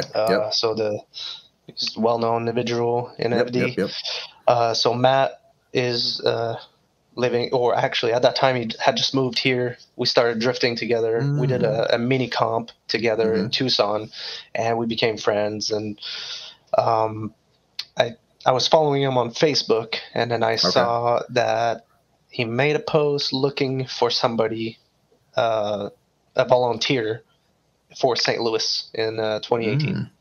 So I, since I'm friends with the dude, I just hit him up. I'm like, hey, what if I flew myself there? Do you think I could do it? And he's like, oh, let me ask Andy. And at the time is Andy, who was Andy Luck, who was whatever, responsible for that portion. So he asked Andy, and then he green-lighted it, and I was like, all right, so I'm going to buy my plane ticket, and so I have nowhere to sleep. Can I sleep in the hotel room? Like, maybe you guys could spare a pillow or something? And I actually slept on the floor for the first event, and and St. Louis was my start. Okay. I flew myself to every event after that, and then I got hired in 2019. Oh, no way. Yeah. That's pretty sick. That was the beginning. And what did you start? So, because you have two different roles. I know, kind of, right? For pro spec, you were doing one thing, and then for pro, you were Okay. So what did you start as? What was kind of started as a cone chaser. So basically, in the clips, I would just chase clips. So that's what I did for the first few years. Okay. So Chris, who is the competition, he's not director. Is he director? Whatever. His position right now, he's like he's actually control. So Chris used to be grid, and Sopa was on track with us, or start. Either one. It kind of like got shuffled. It's a little bit blurry in my head, but anyway, we were kind of there, and then Chris moved up, and it opened up grid. So then I want to say, I can't remember if Matt did it first or if I jumped in, and then Matt went to start, and I did grid. And that's the position. Grid was the position I had done the longest. Oh, okay. Yeah. But then the last couple of years, we have another buddy, Logan, who's been doing grid a little bit more. And then Matt has been announcing. So now it opened up start for prospect. So I kind of moved up to start. And that's currently my position. So I'm doing this year, I am doing a little bit less of FD. I'm only doing the 4 double hitters. So when they do pro and prospect. Right. I'm there. Okay. I'm not doing the pro only round. I needed a little reset myself. So yeah, you're human, like yeah, it we're was just all a lot. human. It I was just a bet. lot, but I really enjoy it, and it is an insane experience to be at that level on the inside. Even being on the team side would be a completely different experience. So being for FD is pretty cool, and we get it. I mean, I get a very much different view than any fan or spectator or whatever. So it's unique and special. And that's cool. what I do. I do start, and during pro I float around. Right. Okay. Yeah. Because you did like burnout box and like stuff like that. So that's grid. Before. Burnout box and grid is the same. So I did that for okay. like 3 or 4 years. No shit. Yeah. That's sick. You have any any core memories or anything that really stands out for like that's just like, if you were to tell somebody to try to explain like what you were doing and what like sticks in your head from doing, from the start, you have anything that really just pops in your head that you'd be like, oh, this one time, like. I mean, it's always the crazy stuff that pops up. I remember Orlando with Pollock when he ran the entire run with a popped engine and it bursted to flames at the end of the run. It was to be there in person and see it and fight the fire after the fact was insane. Wow. So to me that's one of the crazy stories, but there's like a lot of funny stuff. Like I remember Rich, St. Louis in the burnout box, just slamming the chaser in the wall. Like we had a little burnout box wall. Yeah. And I'm like, yeah. What are you doing? And it's just like silly things like this, or like sure. There's just Austin Mata, the character. He's a funny, fun dude to be around. Mike Power. They're I don't know. They're just good people to be around, and I mean they're pros, so it's just cool. Yeah, no way. That's funny. That was probably the year that he was complaining about taillights and he couldn't get them all the time. And then he's the one destroying them. Dude. That, and he ran some pretty unique body kits and a ton of them. And but it was so sick. It was worth it. It was, I mean, it's a cool car. It was a cool car. Yeah, it's a cool car. And of course, when I'm like biased to style. Although I do work for FD, I prefer a stylish JDM car than others. Right. That's just my personal preference. But these dudes are very serious, and some of them bring a weapon. So style takes a second place for sure. But in the pro spec, that's why pro spec is I don't know. I wouldn't say it's more fun. It's just different. Like the dudes are new, they're learning, and you get kind of a little bit of everybody. Where some dudes are from more stylish background and some are more like competitive, where the car, however it looks, doesn't matter, and they find their way. They hone and they grow, and it's cool to watch people improve. So it's like when you're like on the ground level too, it's probably neat to watch that because it's almost personal. Yeah, and that's another thing with the prospect dudes. You can get the personal connection because they're not, you don't. Sometimes I feel like I'm just like an example, like Chris Forsberg. He might know who I am, but I'm never really gonna like chitty chat. Like, no, sure, I know what you mean. He's a pro. He's there to do a job, and that's what he's there for. He's not playing. So then you don't really get the personal connection. You'd have to do that after the fact, like off track at the bar, at whatever's happening after. You know what I mean? Yeah. But the prospect dudes are more like the kids playing.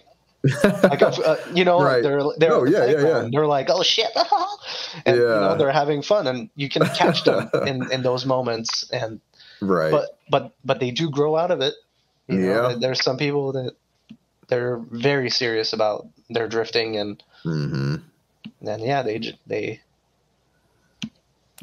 they are professionals. Yep, we've definitely made fun of a lot of them on this podcast. Oh yeah, yes, that's funny.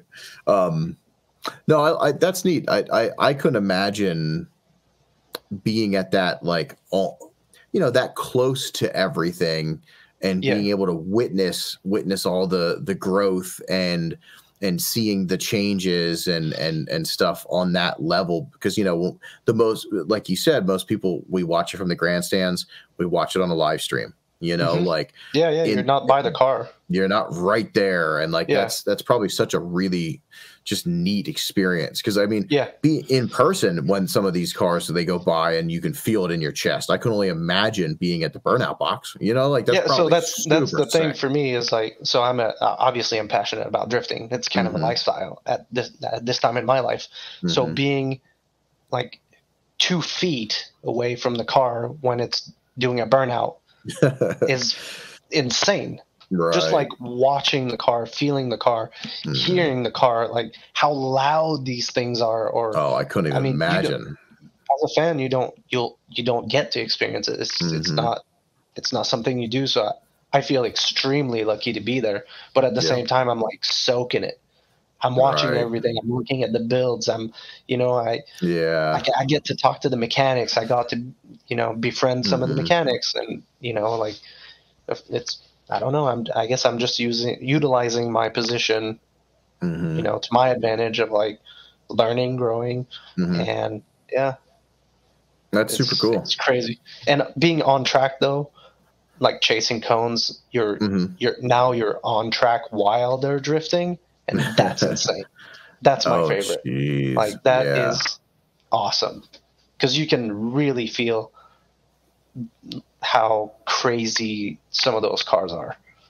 It's not your typical grassroots. No, vehicle. Right. Yeah. So it's just wild. I never thought about the cone chasing, like the clipping points. Like, dude, it's every run almost. They fucking hit them all the time, and it's like it's instantly like back up. Like that's there's. Well, however many, if you look at the layout, there could be like 2 or 3, 5, whatever. But so we have a team of track staff people, and we're a bunch of people in there that chase the cones. There's grid person, a start person. There's control, which kind of is the manager, the boss, and he oversees all of it, and the safety aspect of all of it.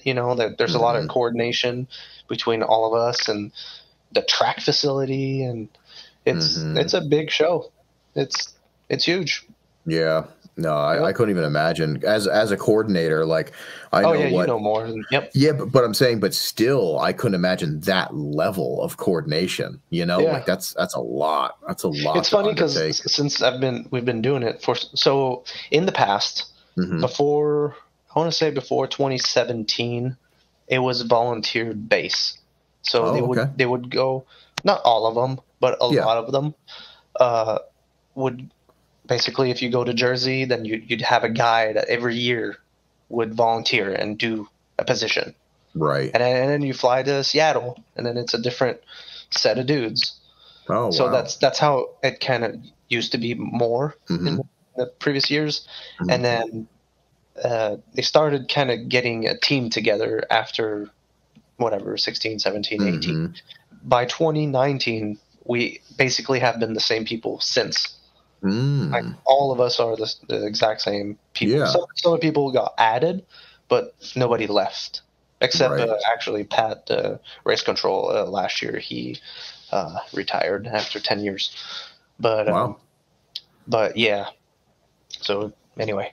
No, that's cool. Is most of the staff, just out of curiosity, also drivers? It's because I mean, you and Sopa, Yeah, me, Sopa, Chris drives, Logan drives, Trey. That's really cool. Everybody, to find out. Actually,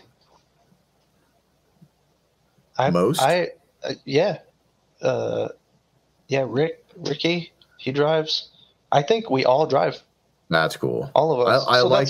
That's another thing for like the fans, the FE fans. Right? Yeah, those We are fans. drivers. Yeah, right. We are drivers. We kind of know what's going on. Yeah, that's pretty funny. Yeah, because it is funny because all there's the drama. oh yeah, dude.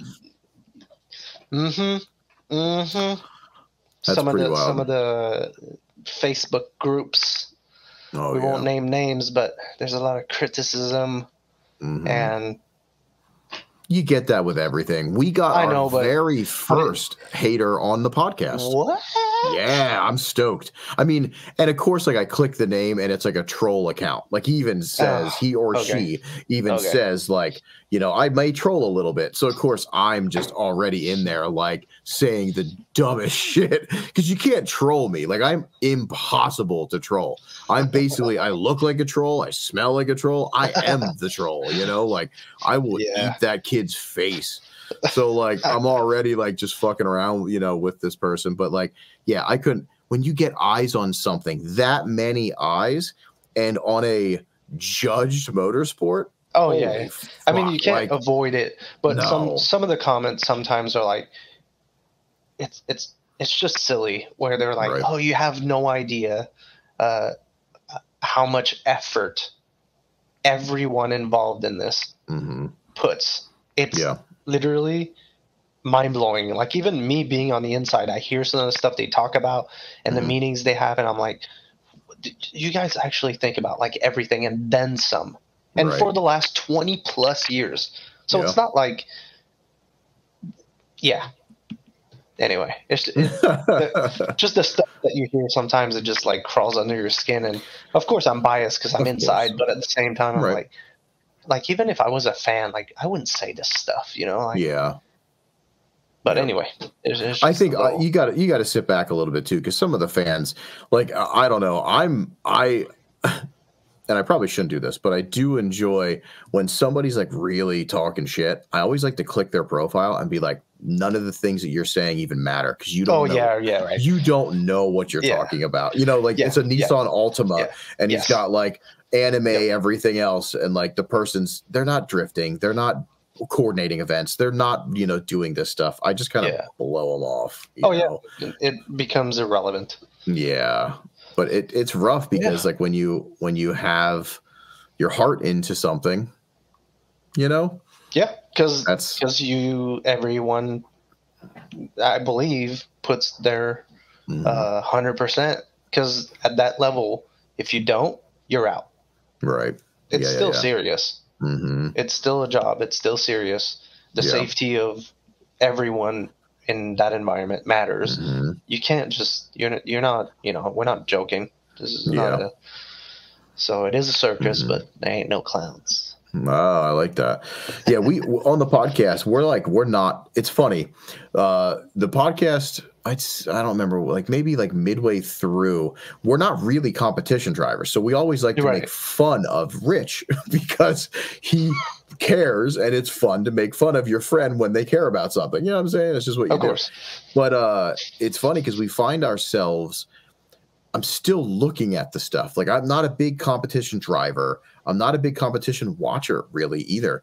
But like I find myself, I still end up fucking gravitating towards it. And I end up watching the Grade 8, or you know what I mean? Like it's still there because as a drifter, you're like, you're interested, you're curious, So it's just really, and recently with the new field that has opened up, it actually kind of, it got me a little bit more involved. Like I'm actually watching a little bit more, which is, I like it because it does give me something to do. Like we're going to go as a full pod and a full like team. We're going to go to New Jersey, like, and actually hang out and spectate and walk around and stuff. And I'm sure those boys are just going to get super hammered and like, do dumb shit. But I'm just going to say, Jersey. Jersey, dude. There's a bunch of ratchet people there. Right. Oh yeah. Everybody's going to, it's nuts. No, they're wild. We do have a story about Jersey. Ooh, that's awesome. It was 2 years ago. It was one of our track staff, Michael. There was a fight in the crowd, Oh, I remember hearing. I saw that video. Yeah. Yeah, it was a chick, and then she ended up throwing her sandal or her shoe on track. It was like, what are you doing? And Michael said something back or whatever. Yeah. Dude, he just kept the shoe. Oh, no way. He kept the damn shoe. And yeah. Anyway, it's hilarious. That's great. There's all kinds of stuff like that. Oh, I bet. I couldn't even imagine. Yeah, Jersey's wild. Dude, yeah. Jersey is interesting. It seems rough, like, dude. The East Coast is like hard. I believe that. Yep. Bunch of idiots. That's all we are. Just a bunch of rowdy fucking idiots. I love the and I actually know him personally too. Bobby was one of the guys that, like, on the live stream, they go over and, like, the kids, like, he's just like, oh, and they have to quickly cut, like, you can't trust us, you know what I mean? Like, especially like the live streams, you can't put us on live streams. Like, we're gonna do some dumb shit. Yeah, that's so fucking funny. That's actually cool about FD is that some of this stuff kind of like slips into it, and they kind of let it be. Because it's still cool and lifestyle and real, and I wouldn't say that they're like, oh yeah, do more of it, and they're not like that. But at the same time, they're on the inside, they're like, did you catch this? This was crazy. Oh, and they laugh, and they just move on. So it's not too tight like F1 would be or something like that would never happen. No, yeah. So although they're at the pinnacle of the sport, they're pretty relaxed, which is really cool. Yeah. I think honestly it shows more human element. Yes. Yep. And when you humanize stuff, I think more people can relate, and then it makes it more fun for everybody. Yeah. Yep. Although I'm on the complete opposite end of the spectrum, where when people talk about FD and we open up like discussions, I always bring up the fact that I think they should make it where it's more of a WWF, where everybody has to embrace a character. You know what I mean? Like, you have to, like, one guy's in a luchador mask, the other guy has a big fucking wig, and like their cars look like ridiculous. But that's just because I think funny. I think it would be hilarious. Yes. Like fireballs and them walking out and doing like weird interviews and shit like that. But I'm just an idiot, so. There's some people that you can watch their progression where they embrace. They're green and they don't really quite know. Well, just say like they don't know who they are yet, right? And then they kind of like turn into something. Jeff Jones. So there's a few. There's Jeff Jones, Andy Lee. Yep, they became characters, which is great. They become characters like Cody Buchanan. He's funny. There's a ton of people that that embrace that part. Some other people, on the other hand, are like full serious. This is money and sponsors, and that's what they chase. A lot of them are trying to make a living out of it. So it can't. Well, in their eyes, it can't be this way. Yeah. But I think go ahead. Oh, I was just gonna say, have you seen like the frustrations and stuff too behind the scenes? Oh yeah, dude. 100. Yeah. Oh yeah. Big time. Like the actual human emotion. Oh yeah. I mean, they're so invested in this at a level that some people, I don't think, comprehend like how deep this goes. Right. Even like financially, the time and the finance invested in this is just it's insane. Yep. It's completely insane. Some people give up everything to do it. I know friends that sold their houses to fund their program and to put it all in there to succeed. So of course they're like frustrated at times, or when something happens, dude, it blows up. But it's a shame. We've seen it. It's a shame that it is that expensive. But at the same time, it does separate.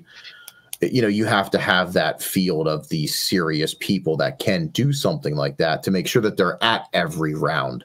Yeah. Because if it wasn't as serious as it was, as it is, you wouldn't get everybody. They do like 2 rounds and then they'd be out. You know what I mean? Like you have to really vest in the right people. And it makes sense. Makes sense. Yep. But at the same time, for them, it does suck the financial burdens that. Oh yeah, it's crazy. Yeah, it's crazy. I still like that it's technically to get a pro license is attainable from anybody though. I like the feeling. You know what I mean? Like it's not. I mean, there's still hope. Right. For your normal dude. Yep. Your dude that put something together from like a grassroots and then brought it all the way up to pro spec. Like to me, that's rewarding to watch. Yeah. And if that's their goal, if that's their goal, yeah. Yep. Like, I mean, it would be wild. Some people are really fortunate and they can do it. Right. It's not, I mean, there's always a story, you got to be careful with who you watch and thinking that, I don't know, some people come from wealthy backgrounds. So that's just reality. No, sure. And some people just work hard too, that there's many people, many different people from different backgrounds that do FD. Right. So, but that doesn't mean that they put any less effort, Yeah. Some people just have help. But in the end, like when you bring your car and you drive and you drift, it doesn't matter kind of where your money comes from. Like everybody's kind of leveled out at that point. Right. Yeah. Yeah, it's wild. It's neat to think of the different dreams of everybody too. And also just where like, okay, so I'm not into competition and stuff, but like to set that personal goal of becoming a pro driver, like to have that license in one time in your life, even if it does cost you a hell of a lot of money and time, that's like one of your goals to say, I made it to the pros. You know what I mean? Even though you backed out or you couldn't sustain it. It's like a really nice, something under your belt, like to. Yeah. It's a feather in your cap. It's exactly. It is an achievement. Think about how many people do it. There's 80 pros, they're 80. Right. Yeah. Not 800, just 80 people. Right. Out of how many millions are we in here? Like it's so to be one of those, it's pretty prestigious no matter how you see it, Yep. That's a trophy in itself. That's a trophy. You know what I mean? Just to make it to that first event, like you're sitting on the line, dude. Right. I couldn't imagine. Like I can totally understand why some of the people put that much into it to be there because it's insane. Yeah. We make fun a lot, but like at the end of the day, if I really sit down and like think of stuff, like, that's awesome. Like I'm super stoked. I mean, don't get me wrong, dude. I poke plenty of fun. Oh yeah. Oh yeah. Yep. Yeah. Like I talk my shit. Don't worry. Yeah, you have to. That's the fun part. You have to, but that's just part of the. In a way, it's me wanting the people to do better for themselves or to achieve their set goal. Right. You talk shit, maybe that'll push them to do better next time. I don't know. Yeah. A little fire, who knows? But it's necessary. I don't know. It's just the way that it is. Yeah. Is there anything, and if you don't have to answer this if you can't, but is there anything about Formula D that you would personally, this is all opinion based, so realistically, I guess you could say whatever you want, but that you would personally like to see changed in FD? Because going back to the comments that you see from the people that don't really understand what's going on, you know what I mean? And we don't. We all do it. If I see a bad call, I'm like, this guy should have won. But that's just still, I'm not a judge. Like, I'm not in that position. Yeah. Or if I see something that's going on the track, I'm like, they should have done this. Well, it's not my call to say that, but you see that stuff and it can really discourage, I'm sure all of the FD, everybody from the judges on down to the staff see that stuff. But for you personally, is there anything that you always thought like, it'd be really cool if we did this way, or, like this rule would be. We talk about, so we have lobby beers after every event. So we talk about a ton of stuff. Oh, that's cool. Yeah. Like even stuff that's, I don't know, like a lot of people critiqued the when there's a fire or when there's an incident. Sure. You know, there's 2 cars on track, so you can't just jump on track. Right. Like, there's another car on there. Mm-hmm. So you gotta be careful of like when you enter this, that, the other thing, whatever situation. Right. So for example, like how could we do better? How, like or should we have more staff, or should we be prepared in this and that way? So there's a lot of changes that happen internally because we review and kind of like debrief in a sense while having a beer in the lobby at 2 a.m. But but we talk about a lot of other stuff too, like the judging calls, or obviously we see all the protests and all the all this stuff, you know. Yeah. And actually, FD listens quite a bit, and they implement a lot of changes all the time. Like event to event, they'll change rules, they'll modify a bunch of stuff after having all these conversations. So it's hard to pinpoint like one thing. For me, for the longest time, I hated qualifier. Like qualifying was freaking terrible. I don't like it. I don't like it. I don't like it. I don't like it. Never did. So to me, drifting is done in tandem. So whatever they implemented this year is a change that I wanted to see for the longest time. It's great. So I wanted it's great. Like my opinion was just don't qualify. Right. Pick a number. I don't care. It doesn't matter. Yeah. So that's how I felt. But I think that the solution that they implemented right now is the best thing for FD that could ever happen in my eyes. Oh, it spiked this new like, ooh, they're fighting just to get in. Yes. And it's I remember it's an actual battle, you know, like I remember the first day, the first time that it happened in Long Beach, and when Manoa and LZ and all these dudes were fighting. Yeah. And it kind of made the internet go crazy.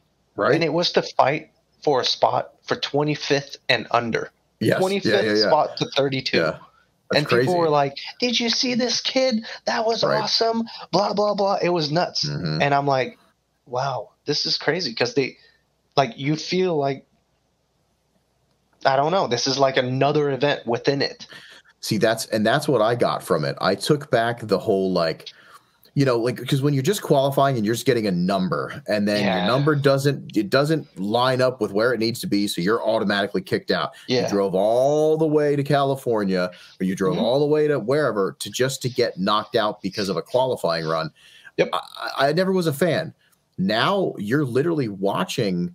It's like, I don't know, and they're not like bottom feeders. It's not like it's it's not privateers fighting. You know, like it's like. It's a real actual battle just to get into the show is really, really awesome. I love it. That's sick. I think it was the one of the biggest changes and best changes that they ever could have done. Yes. And yeah, like you said, that Manoa, that battle, I was stoked. You know what I mean? Like watching that, I was like, holy fuck, that's just to get in. Exactly. And it's literally like you said, it feels like another event. It tricks you. It sucks you in because it tricks you into, well, first now you invest into kind of picking someone, right? Because you're like, you look at the bracket, blah, blah, blah, and you're like, oh shit, I see this happening, this, and you kind of like make it in your mind, and then now you're watching, and when people tandem, they don't sandbag. Right. Like they don't dick around. So in qualifier, if you remember a few years back, some people would just throw it away. They'd be like, fuck qualifier. I don't care. Right. Yeah. I'm like in this position anyway, so I'm just going to do poorly. Right. Because it will place me, because it was like strategic. Right. It will put me here. Then I'm like with a mid pack, so then I have better chance of beating him. And then if I follow first, then this, that. So it was like a big strategy rather than aiming for spot number one. Some people did, but not everybody did. Sure. Right. So then it became like a kind of a play rather than, so then I felt like it was not important. But now when you put two dudes in a battle, it matters. It's sick. It matters. Yeah. So anyway, so other improvements, I don't see anything. Sometimes I wish we went to like different place, but we also talk a lot about the logistic and what it takes for the pits. The amount of people and the spectators, and there's a lot of research of like, you know, who comes to where and how successful would an event be. So that's a very convoluted conversation to like go to new places. But right. other than that, I don't know. I think they have it figured out pretty good. Mm-hmm. Yeah. No, I was just curious. It's neat to, behind the scenes, like get Yeah. your actual, it's funny, because I feel like you definitely side with kind of our ideals of things too, like style and all that fun Yeah. stuff. You definitely love that stuff, which is sweet. So I was just curious, if like you had any, just who knows, like, oh, I wish it was guaranteed, minimum 6-inch lips on the back. No, like something. I mean, styling. Imagine. So to me, styling is like individual. Mm-hmm. So it's the person. Oh yeah. So no, I'm for like, sure. sometimes I totally see cars and I'm like, what are you thinking? Yeah.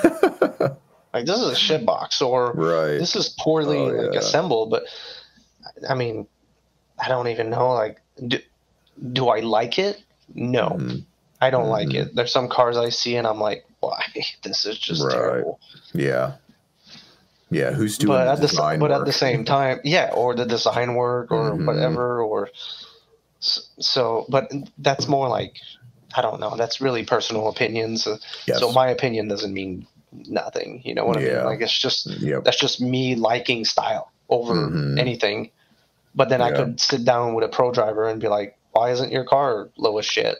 And they're going to tell me, well, because it doesn't work, because of like 90 different reasons. That, I mean, they're really they're deep into that more stuff. in tune massive. than I ever will be. You know what I mean? Yeah. Yep. So. Yep. But you can tell that some people make it work. I don't know. Yeah, it's kind of neat to see where where your efforts are going to be headed, once you get to that level. Like, you still get some guys like Forrest Wang has always been known for. So that's kind of the thing. He's not sacrificing. Forrest Wang and like even Justin Pollock, he had a Mustang. It doesn't look like the other ones. Right. Yeah. And it still worked, and he still did really well.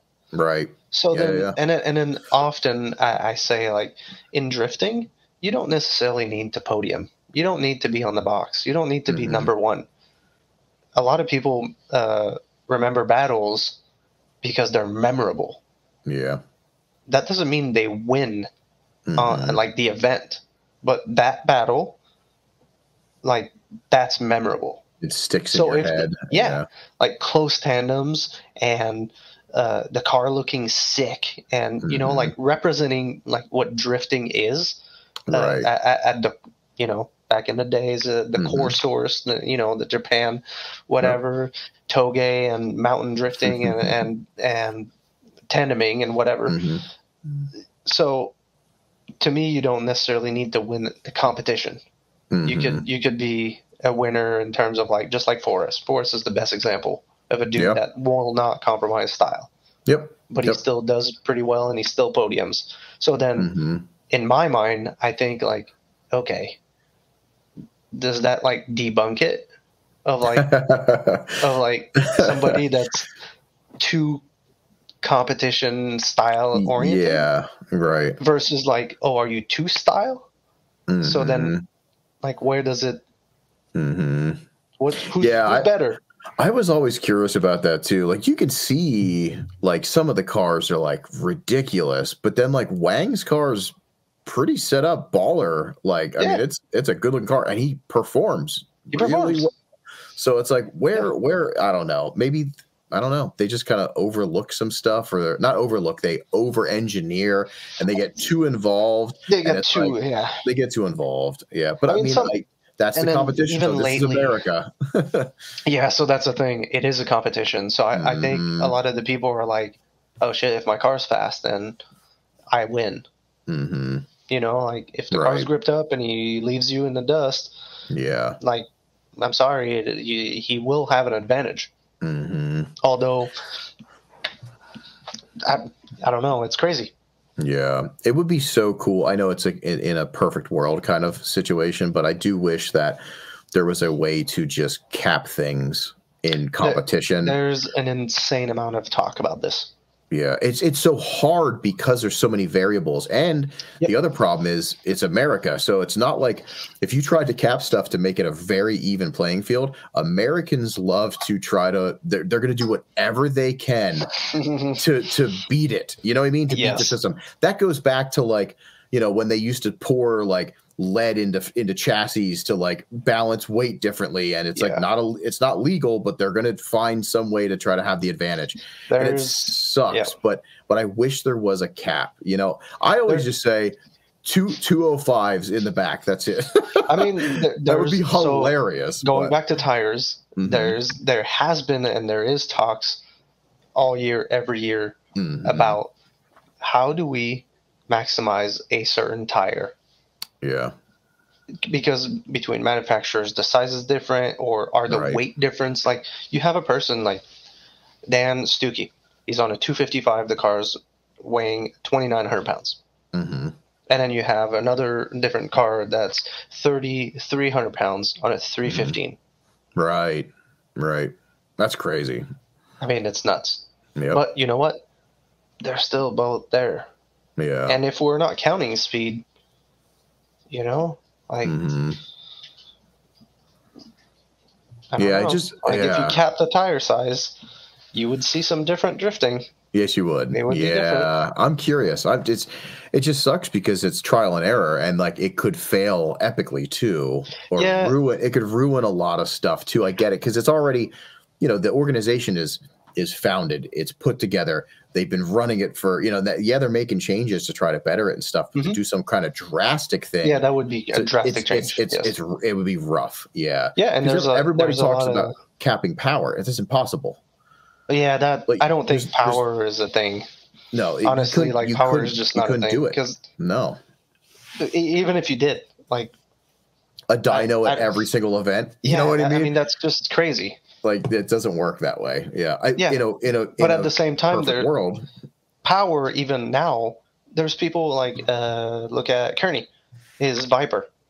It makes a shit like an insane amount of power. Right.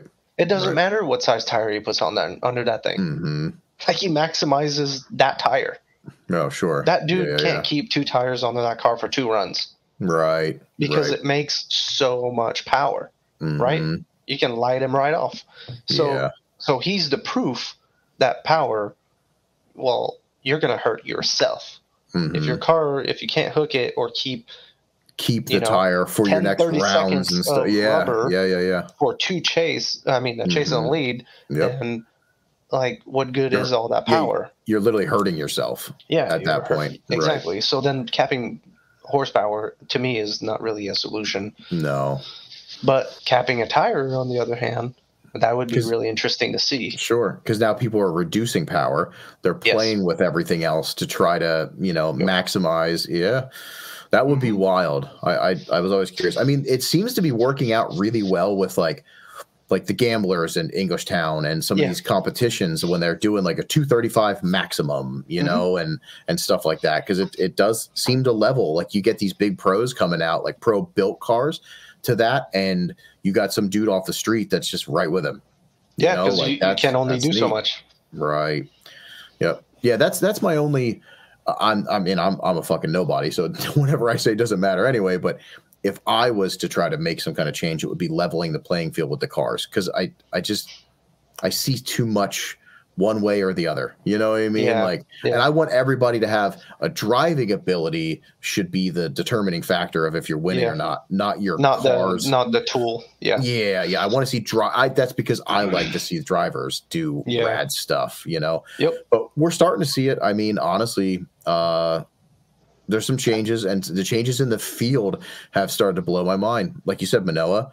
The Irish boys coming back. Well, one coming back, and then the new boy. Oh, he's showing up. What's crazy about Shanahan is that he's in Rome's old car, which is awesome. Yeah, so that's kind of crazy because Rome is a privateer. He's a dude that built that car, with the help of his friends and his contacts and in his garage mostly. And to see that thing podium, I mean, dude. Yep. That's awesome. Like yes. Yep. There's the driver's skill. For that car to be in that trailer is like, wow, dude, that means it's totally capable. Right. And and Rome was a great driver. So that's the thing. The Yeah. evolution of Rome from a prospect guy to today, sure, dude, mind blowing. That's a guy that really puts a lot of his time and effort into driving and skill set, because he's doing really well and he's very competitive. But it's nuts. Shanahan is. I mean, some people were just that good. Yep. And I didn't know he was that young either. I was really blown away. I don't know too much. No, I don't really follow. Same thing. I like to watch it. I like to be entertained by it.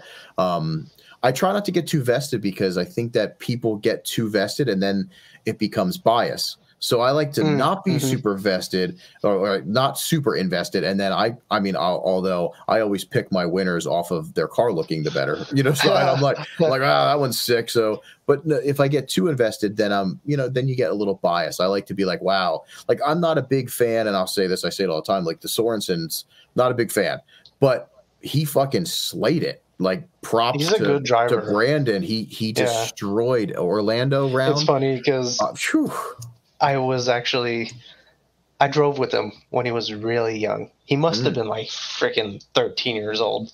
Anyway, I was on track and I was like, man, this fucking kid sucks. And, look at him now. He's, he's killing it. And he's actually, Brandon is really hilarious. He's a funny dude and he's cool to be around.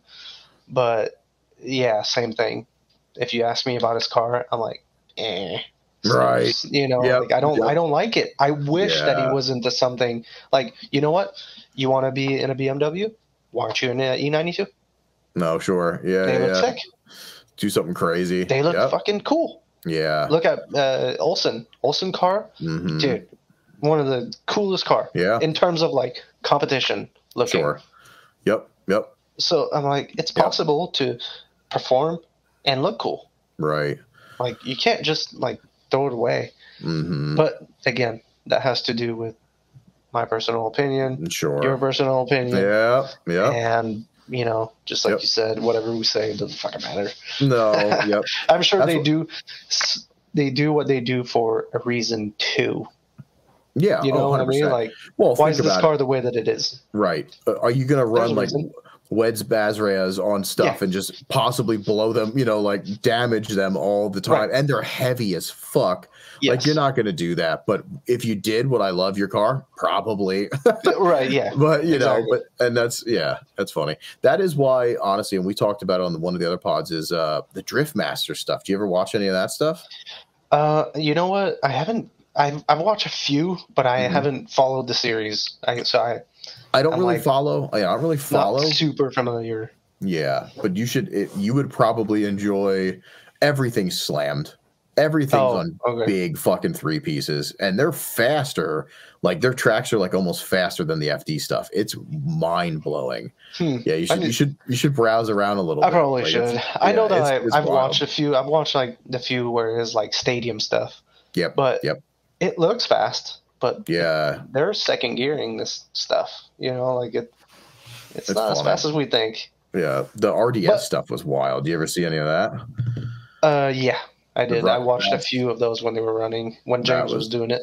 Yep, that's same. Insane. Yep, that's real fast. Like they're like open track. Oh yeah, that's crazy. Oh, I'd love to drive some of those tracks. Yeah, professional drifting is wild to me. I guess as a grassroots, like I'm heavy grassroots. Just watching the professional stuff is so mind blowing. In both like judgmental ways, but also like personal opinions. And then as I got older, I was able to step back and view it in a different light. So now and that's the appreciation because of coordinating events, because of seeing my personal friends and go through the battles of dealing with how hard it is to be a professional. I can definitely view it way differently now. And I think that, going back to the people talking shit and saying dumb stuff, it's because they don't know. They don't know. Yeah, that's what it is. Sometimes it's not even. It's jealousy. Like jealousy. I want to be in that car. Sure. I would do so much better in that car. I would make that car look so much better than you. Yep. You know, that's yeah. you know, No, for that's a sure. little bit of that too. Yeah. I'm like, I do miss the Twitter live stream tweets though. Those were always good because a lot of bad stuff would make it through. So you'd have something going across. Like, not keeping up. Yep, those are really fun times. That's funny. Yeah, that's funny. Well, I'm excited we get to actually like physically hang out and high five. That'll be sweet in Jersey. Yep. So I'm glad you're coming out to that one. That'll be sweet. Hopefully there's some stuff happening after hours. That's where the fun stuff happens. I'm sure there's going to be. Yeah, for sure. That's sick. So besides FD stuff, I was curious. I wanted to talk about the Black Cloud Brotherhood. Oh yeah, the little branding stuff. Yeah. Let's talk about that. So what? Yeah. Tell me all about it. I've seen it for the longest time. You know, there's a lot of promotion that I've seen. You know, with we were more active in the past, but it was myself. I've always wanted to do something to like. Okay. It probably originates from the Final Battle stuff. Okay. Where team driving is cool. Cars looking all the same is cool, blah, blah, blah. That's kind of where it probably stemmed from. And then, I don't know, I'm not a lucky person, and everything that could happen wrong will happen. So that's where kind of like the Black Cloud. It's like it's always over my head. It's always a struggle. I have to work hard. You know, like I'm the dude that I don't know, man. Any example, you'd be like, oh yeah, I was driving without my seatbelt for like 3 years. Nothing happened. And I'm like, oh shit, I'll unclick this bitch now. Boop. Right. I get pulled over like same day. You know what I mean? Right. Like that's me. So that's kind of like the little I get over it. my head. And then so Black Cloud, and then obviously Brotherhood. I always wanted this to be about kind of the friends. Kind of like the club attitude. So that's where this, you know, the name came from, is like, this is not about me. It's not self-promoting. It's us as a group experiencing all this together. And then obviously there's a business part of this, because it is a business. Sure. And it is about making me and my buddies drifting sustainable, or at least help. So then we started slinging some merch and doing some of the, you know, online marketing and whatever, selling merch and shirts and stickers and styling the cars a certain way. And then it evolved into, I had some friends that were mounting tires in the past, and I helped them. And basically,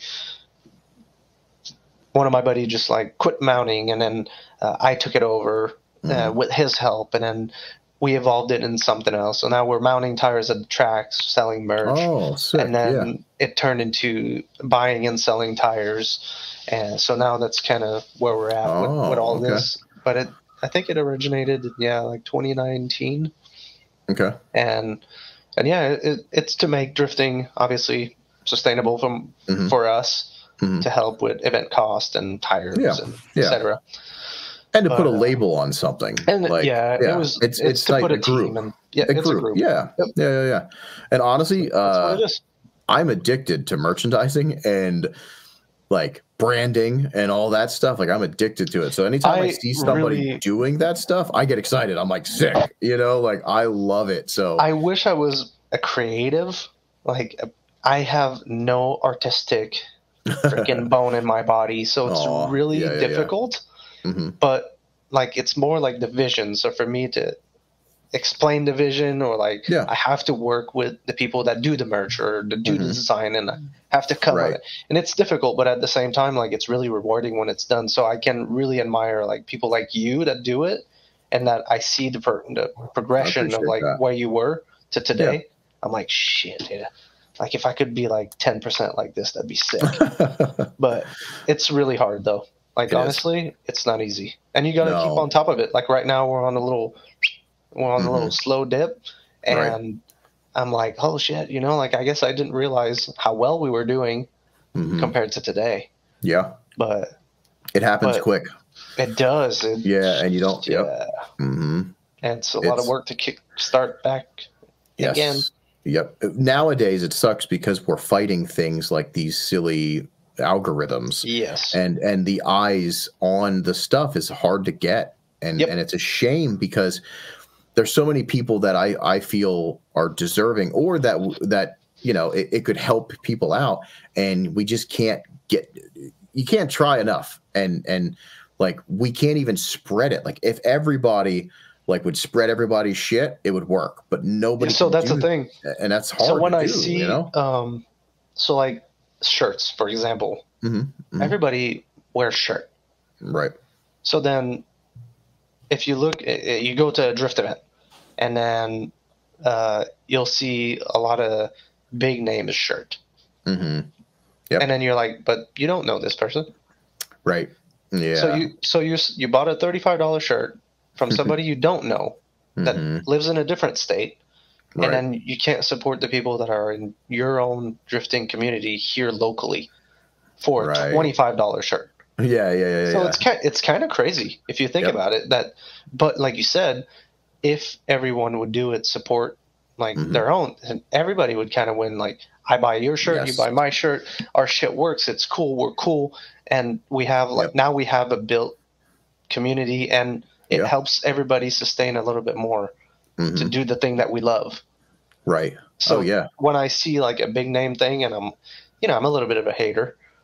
I'm like, everybody why? is, like, you know. why? Like, you don't know this fool. Right. Like, when's his birthday? Yeah, right. Like, you don't freaking know this guy. Yep. But we drift together for 5 years, and then you won't buy a freaking sticker. Isn't that crazy? Like, isn't that crazy? And that's the kind of stuff that blows my mind. Yeah. Like, we're at the end of the day, it's a community, but it's not a tight knit community. It should be. It should. Back in the day, it was. You know, like it's different generations and you know, things are changing, and clout became sadly a thing. So now you can't be associated with a certain brand that's not cool. You know what I mean? Like, it's weird. It's really fucking weird. But we're big advocates for trying to help. You know what I mean? Because we get it. So that's why we have our media podcast where we bring on media folks and brands come in. Like, we always get like we're dealing with, not granted, this became a sponsor, but like this limiter, like we like to give these things out. That's something where I always tell everybody, like, and I'll tell you just the same, if you're going to be doing something, we don't have that much of a reach right now, but together as a community, if we all work together to try to get the reach, all of our art, our passions, our, you know what I mean, our little businesses, our startup stuff could, you know, help each other and grow. Sure. So I tell everybody, and it's funny because I mentioned this and I got reached out by something that I never expected, but if you're doing a cool shirt and you have a cool design and you post something, make sure you tag us. Like, we will share it. We care about that because, you know what I mean? Unless you're an animal killing shelter or something, like, I'm not going to support that. Right, you know what I mean? But if you're in the community and you're doing cool stuff, we're all about it. I mentioned that, and we got a glass blowing, a dude that drifts, one of our local, has a side gig blowing glass, and he makes like pipes and necklaces and all sorts of stuff. And he reached out. We ended up doing a giveaway live on the pod from one of his pipes. You know what I mean? And that's cool. Yeah. That's and like cool. we push his business, and I'm hoping that, you know, it helps out. But like, that kind of stuff goes a long way. And I miss the days of everybody helping each other out. And it's funny because I sit back all the time and I guess I'm in a position where I end up getting a lot of like free shirts or like this and this.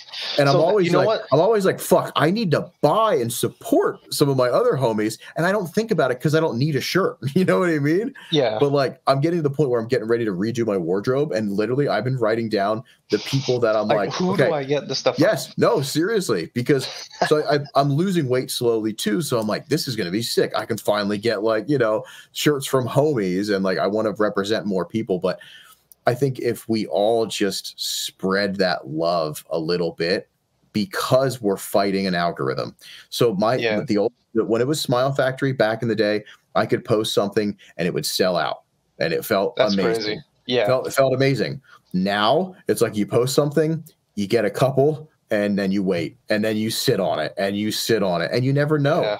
You know what I mean? Now you almost have to have a gimmick or something to sell Yeah, your and product. that's the thing. Like, sometimes I feel like I do the post, the stories, and I'm like, please, please buy my stuff. Yes. You know, like I'm just like thirsty, and it doesn't feel right. So I don't know, dude.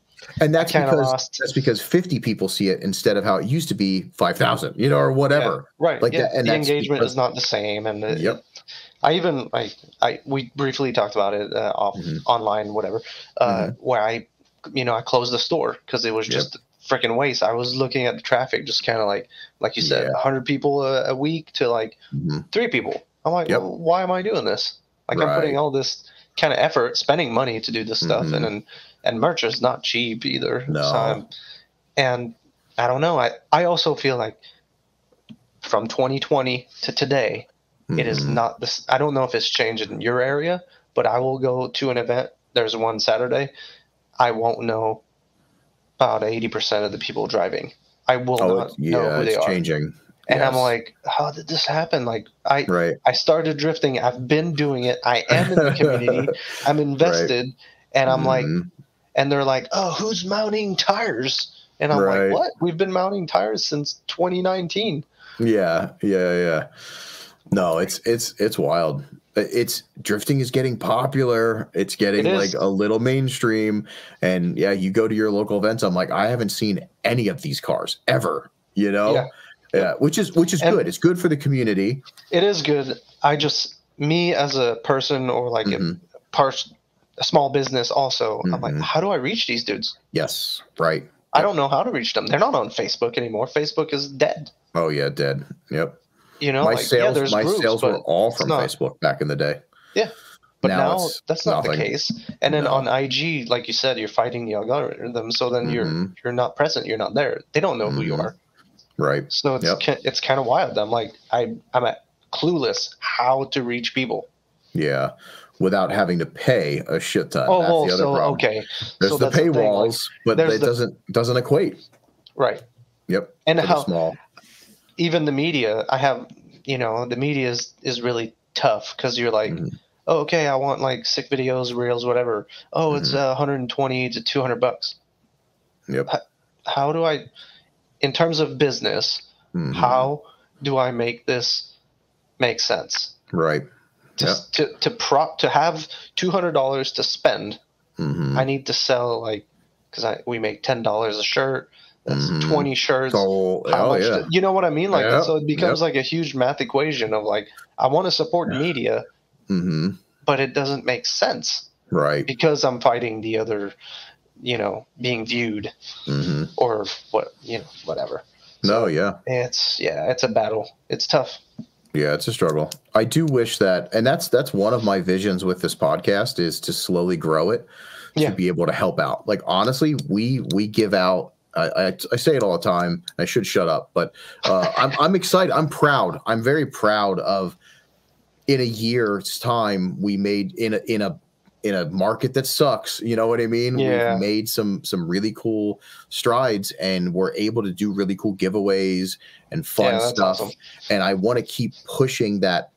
We're very we roast cars, we do all that shit. Yes, it's like a negative, but it's all in fun. Like you can tell that. Yeah, I watched it. It's a lot more fun than we're not negative. No, it's not negative. No. Although we did have CAC was talking about some dude's wiener size the last time we had a roast, but that was, Rich let her off. He let her loose. So, but it was it's something. It's like a personal goal of mine to get to the point where we can make a difference in the community, because I struggle with my personal branding and stuff like that. I know how hard it is. So if we can get to the point where this podcast gets to the size where we're like, hey, go check out this company. They're doing really cool things for the community. They're supporting, they're doing this, and it makes a difference. That's my goal. You know what I mean? Yeah. Not like most people's goals where it's like, I want to build an empire and be rich from this. Like I'm 42. Right. I'm good. You know what I'm saying? Like I'm old as fuck. But no, definitely, if you guys are going to be doing some stuff, please reach out. Like we're going to reshare the stuff. We're going to make sure that, we get hopefully some eyes on it. We're still growing, so it's a little small. Yeah, no, I appreciate it. And we hope to just make the that difference in other people's like minds too. You know, I wish some of the bigger influencers that have the power to, I get you got to pick and choose, I know, but it would be nice to see bigger influencers and bigger drivers, you know, that have good following start to spread the word a little bit of some stuff. But yeah, I understand they have, you know, they got sponsors, they got stuff. They got to be careful sometimes. It does make sense. Right. We get it. I do really enjoy when those people go back to like the grassroots stuff. Yeah. Of like being there with them, driving with them. Like it's really rewarding. Luckily for us, we have Forrest that lives in the same town as us. So he comes to the grassroots event. Yeah. You drive with the dude. Like that pushes people to do better just by having his presence. Like he shows with a style car. You don't want your car to look like a pile of crap, you know? Like you want to be picked. He will pick. He won't be like, oh, I'm going to drive with this turd. Right. No, you won't see him anywhere close to that thing, you know? But if your car's sick and he's like, can I trust this dude? Then, you know, he'll give you a chase or, you know, and then you get to have a picture or whatever. And, dude, that's fucking cool. Yeah, that is cool. But, yeah, so like you, I wish that the pros were there with the bros. Yeah. And it helps out. Because we're all there I together. mean? And it's such a small community, dude. Drifting is so tiny. It's big and popular, but it's so small at the same time. Right. Yeah. Yeah. No, that's awesome. That's cool that Forrest still does that stuff. And a lot of them, dude. You know, I think a lot of them still, for the most part, they like to get in there. Be cool to see a little bit more promotional stuff and helping out some of the. Oh, yeah, that too. Yeah, for sure. The branding and stuff. Yeah, that'd be a little nicer. But hey, you know, we can't just hold a knife to everybody's throat. Speaking of knives, though, let's see if we have any other questions because I like to see what people say. We got a lot of we got good questions for you, but they're all like every guest we have. It's like, where did you start drifting? What, you know what I mean? And I go over that anyway. Like that's just bullshit, and like we're gonna get to those points anyway. So I knocked a lot of those out because it was like what we're gonna get to. But I did want to get this one because I'm fucking curious as well. Sock rotation. When is a sock too far gone and have to throw it away? From Sugio boy. Sugio _boy. So what's with the socks, my dude? You just have. It's like it's it is.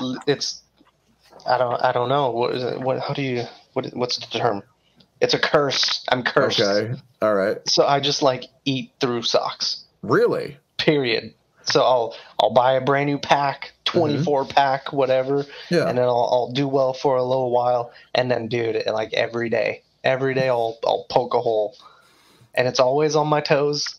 That's so funny. I do trim my nails. I take care of myself. I'm a clean person. Sure. And then, but dude, I'm telling you, man. So the minute they have a hole, they get thrown away. Oh yeah. I don't recycle them. And so yeah, that's my thing with socks.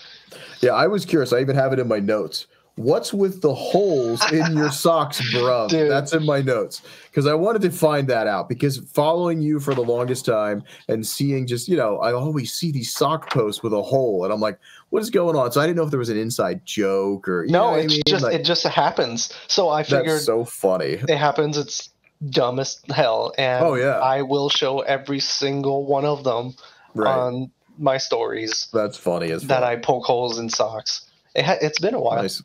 I got new ones for Christmas, so it's been 6 months. Maybe it's the brand. It's a good brand, whatever you got, or is it the same that you always get? New brand? Well, I didn't buy them, so you know what? I don't even know what brand they are. Yeah. But you know, I'll make sure that I'm gonna go through them. Yeah, they will get some holes. We're gonna get some stories. Funny. I can't even remember the last time I had like a hole in my sock. I end up getting rid of socks because they're like too stretched out. You know what I mean? I don't make it that far. That's crazy. Yeah, that's so wild. Here's one. Why so serious? We know you soft deep down on the inside. That's from rapper Dan Savage. I don't know. Maybe it's a shell. You're not serious. I know you as being goofy as fuck. I our do conversations, have a goofy size, our conversations are always goofy. A lot of my close friends know that I'm a bit of an asshole. All right, I would never expect that. Oh yeah, really? I'm totally. I have strong opinions. Oh, that's just being human, you know? Yeah, but I push them. Oh, got you. Yeah, you have. Yeah, that's funny. That's so funny. Yeah, but I'm goofy. Mm-hmm. Good I like old to have rapper fun. Dan. Okay, here's one from NNYE09.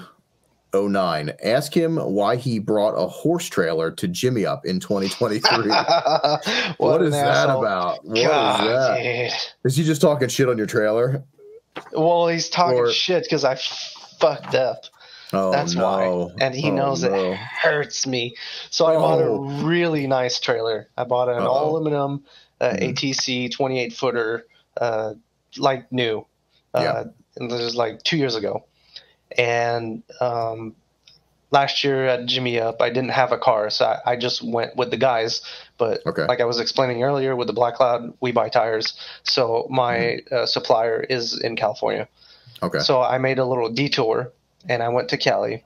Okay. Well, I mean, I went to LA versus up the hill to Willow, and picked up a load of tires, and I wanted to get out of there really quickly because I didn't want to miss gate time after one more pit stop. Yeah. So I didn't lace the tires properly. In the trailer. Yeah. I had about 150 of them. Oh, no. And they shifted, and they bumped the wall.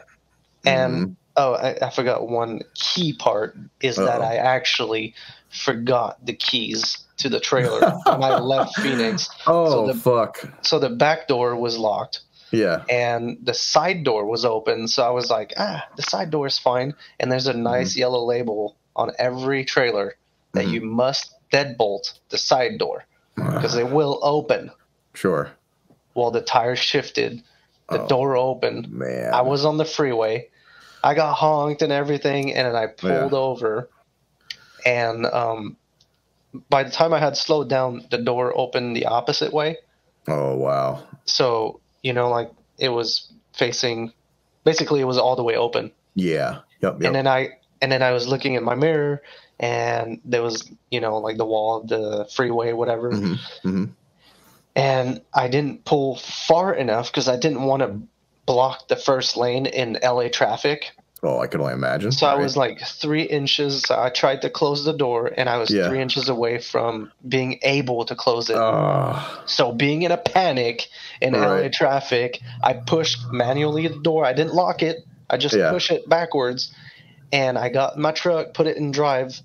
By the time I moved it like 2 inches, it caught the fucking wall, and I ripped the door off. No. Oh, I literally ripped the freaking hinges. Yeah. So now the trailer, the freaking door doesn't close. I have 150 tires in the damn thing that are like unlaced. So there was the hot pit event that was happening at the same time. So I pulled there, and I had my buddy Nick Nye, and Cody and Sean and everything be like, let's cut this bitch. And I cut the hinges off, and I put the door sideways. Yeah. So it looked like a horse trailer. That's how funny. the horse can poke their head off. Yep. That's so funny. So that's a long drawn story for I love it. Up and broke my own trailer. Sure. Yeah. Oh, that's so funny. Leave it to friends. You know what I mean? They're gonna bring that up. That's great. I had forgotten about it too because I sold the trailer. Oh, well, he brought it back up because he loves you. I'm going to take a quick pee break. All right. Because otherwise I'm going to pee my pants. That's pretty funny about the trailer, though. Dude, fuck that. Like, it sucks. And then I've been blessed. Oh, keep going. Bring it out. Find one. There's my buddy. Sean is he's a tattoo artist, and he drew the fucking trailer. I'm gonna have him. That's funny. I'm gonna have him send me the picture just to bury it in. Dude, I love when something happens in a group of friends and it's like it becomes like, you know what I mean? Like you just they want to fucking rag on you about it and like it becomes like the spectacle. I love that shit. That's super funny. Yeah. All right. Well, shit. Question wise, let's see here. Any of these other? Basically, it's a lot of the same, and you know, people always message the same style questions, like what's your favorite this, blah blah blah. I think we kind of went over a decent amount of like I like your origin. Like we did your origin story. You did own a lot of cars, and this is a question. So that's out just of all drift cars. Yeah. Oh, yeah. And I'm sure you've had other projects and like cool stuff, right? Mm-hmm. Out of all the cars you've owned, which one did you enjoy farting in the most? That's always a good question. That's just what's your favorite? That's from I did XSV 219. The S10 was the truck that moved me back and forth from Arizona to Montreal. It's seen a shit ton of farts. And then some. And I was young, so it saw some adventures. Oh, hell yeah. I love that. What is, out of all the chassis you've ever owned, what is, it's a two-part. What was your favorite drift chassis? You know, the favorite car. It could be something you're currently drifting or just you really had a good time and like, history with that. And then besides the drifting part, what was your just overall favorite chassis? And what is your favorite chassis? It's a hard question when you've had so many, because everyone has a different feeling. So the thing is that I really hate the 240 because it works so well. It's a cheater car. Gotcha. So I never really, I mean, I've driven stock ones, but I've never had one that performed or borrowed one or anything. So I built my car, and it was a really short, quick build, and literally I hopped in it, and the second lap was fourth gear, pinned, and it would do everything I wanted it to do. Yeah. So it's gnarly. It's insane. Yeah. So it's really fast, but it's fast, nimble, point and shoot. 240s are cheaters car compared to what I'm used to. You know, I came from friggin' GS before that. Right. That thing was like, fight me, you know. I don't want to drift. So yeah. So the 240 is something that I enjoy, but it's just like everybody else, and I hate that. That's why I like the Lexus chassis, because it's different. I really wanted the right-hand drive stuff to be my drift cars. That's why I have had and have some. Right. But I can't justify. I don't know. It doesn't make sense to me to put it on track. I'm going to demolish it. Sure. So the cars that I buy are like almost too nice to ruin. Right. So there's something to be said about that. There's a lot of people that are like, who cares? Just drift it. It's like, well, yeah, but you don't own this. You didn't put the money out, to get these cars. And we're getting to the point where some of this stuff's getting harder and harder to find. Yeah. And not just that, we do have to preserve some of them, like. Well, so I still like to be presentable. So I don't like to destroy shit. So it will happen. You tandem with a bud, it's going to cost you a set of doors. But a JZX 100 door set, it won't be fun to find. No, and it won't be fun to buy either. Is it impossible? No, it's not impossible. It's probably one of the easiest door set to get, in the right-hand drive world. Right. But I don't know, dude. It just doesn't make sense to me. Although it's a fantasy. Like, that's what I want. But so as far as, like, favorite, I don't know. I like all JZXs from, like, JZX, like, the 80. You know what I mean? Right. The old JZX. I'm like an old school Toyota to new school Toyota. Yeah. So JZX has my heart. Well, you're a big 1J fan too. Yeah, I'm like a big JZ. The 1J stuff started because they were so affordable. So when I started in 2018 with the JZ stuff, or it might have been 17, they were $1,100. Yeah. for a 1J. So, dude, so my thing is that I saw the market change. And fortunately for me, I had a little bit of spending money, so I ended up buying quite many. So I just store them, and I sell some, and I Oh, no shit. flip them and whatnot. And I'm a hustler, so yeah. So the 1J thing is because they were affordable, not because they're better than a 2J or whatever. Sure. Yeah. You've had good luck with the 1Js though, right? I've never hurt one yet. See, that's the thing. That's like, they're stout. You know, they are. It's just a good motor. It's a good engine, and even in the beauty about a 1J, like a VTI 1J, is that you do barely anything, and you have 300 horsepower to start with. Right. Which is plenty to do everything that you want. And then if with the turbo technology of today, you don't need much. You need a manifold and a turbo, and then now you're making 4 or 5 plus, like easily with very minimal investment. And you don't have to change anything on a 1J. So that's kind of what guided me, or like made me go that route initially, is that it had a single turbo from the get-go. So although it's a 2.5, you don't get the volumetric efficiency of like a 2J, but you still get kind of a better package, in my opinion, for the price and what it gives you. Yeah. Because the problem and the sound is good. Yeah, and they sound better. Yeah. the 2J GTE with the twin turbo, like, you're going to go through one real quick. A lot of money, too. And then that's the thing. Like, sure, you'll make more power, less boost, less heat, blah, blah, blah. They're better in terms of, like, being a 3-liter, more airflow, etc. But at that time, that money, could have been spent on something else. Yeah. Yeah, I'm a big 1J fan. It's my favorite. It's my favorite motor. Yeah. Like, I've turned into a KA nerd too, but like that's different because I wouldn't put a KA. Well, I probably would put a KA in a 4-door just to piss people off. But I just like to do the weird stuff. But like, yeah, it's 1J and KAs. Those are like my favorites right now. Yep. And I've had really good luck with both of them, and I'm stoked. But yeah, I knew you were big into the 1Js because I know when we were talking before, when you were getting, James sent me a picture. He's like, yeah, this is my first interaction with Max, and it was you telling him to hurt me or something like that because of the Verosa stuff. The Verosa. Yeah. It was pretty cute. Yeah, that's funny. Yeah. But no, 1Js are cool. So if you could have what's like your pinnacle car to own?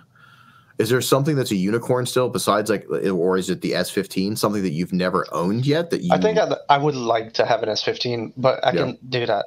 I don't know. I guess I'm fortunate in the fact that I've owned JZX 100s. I have a 110 here, and the only missing thing would be like an S15. After that, in terms of like rear-wheel drive, cool car, my style drifting, I don't know. There's like not much. And then I would go back to like the classic.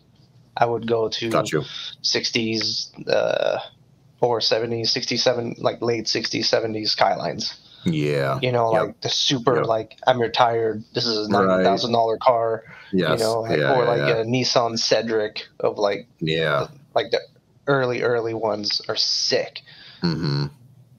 But yeah, I don't know. I'm like old school or full baller, right. New car stuff. Yeah, I've been really digging the S15s. It sucks that they went up like crazy. They look really good. They're good. It's a good looking car. It's a good looking car. It's really sleek. And the kit options are nice. Yeah, I love that you can actually make, it's not like an S13, S14 where they kind of all end up blending to the, the same. Like you can really do an S15 way different if you want to. Yeah. Well, you can just do it J style, which I don't think a lot of people here do this stuff. Some people do. I mean, there's plenty of people that do, but it's not as common. Like you said, it's easy to blend in. Yeah. That's the part that I don't like about the stupid 240s is that you're just one other guy. Right. Yep. But that's. God damn, they work well. Yeah, we definitely see eye to eye with the different style chassis. You know what I mean? Like to break up the monotony, and we get excited about something that you don't see very often. And yeah. Yep. Oh yeah. Yeah, we definitely. Yeah, I really admire the people that do the unique cars or the right hand drives, and Right. push those platforms and have fun with them. Really. Right. Like they're living it, they're doing it. So that's pretty cool. Mm-hmm. I do every single time I see them out there, though. I do think about what happens if they T-bone. You know what I mean? Yeah. Every single time, I'm like, oh, please don't crash, please don't crash. Yep. But no, that's funny. What is there something like? Speaking of Japanese stuff, is there something that inspired you? A lot of people always say video option, or they go to like Drift Tengoku. What's your just whatever you see or just in your brain? So that's kind of the thing is like. I never looked into drifting, so the option videos is not something that I've ever watched. Oh, even that's awesome. Back in the beginning, like younger, yeah, I was just not around that. So back home, it's front wheel drive stuff, Honda Civics, V Dubs. Okay, that's like the big scene of my time. Yeah, When I was in high school, Fast and the Furious was cool, but it was not about the drifting. It was about the street racing and. Right. Stuff. So it was like the little Civics and MK3, 4, 5, whatever you name it. So nobody had 240s. And so drifting just wasn't around. Nobody imported anything because of the laws in Quebec are a little bit more strict. So we're not really exposed to that until a little bit later. And so anything drifting related is not something that I looked up or knew about until I started drifting. But then again, being where I'm at, the influence, the Pro-Am stuff, working for FD, like I'm like new school drifting. So I don't know a lot of the J stuff. So like now I prefer the styling. So now I look into it and I do the research and I look at the old stuff. Yeah. But that's kind of neat. That's neat the way that it came in like kind of circle for you, because it's usually the opposite, Yes, it's it is. like, Yeah. Yep. Yeah, that's really cool. It's also surprising that you're not, because of your influence and your area, doing some big race car style, you know what I mean? Like stuff. It's neat that I'm super glad that your cars have always been styled up. You know what I mean? Like I love that. I appreciate that. That's what drew me to like, your social media presence and stuff was the baller cars, and, you're still sliding them and stuff. And like, just, yeah.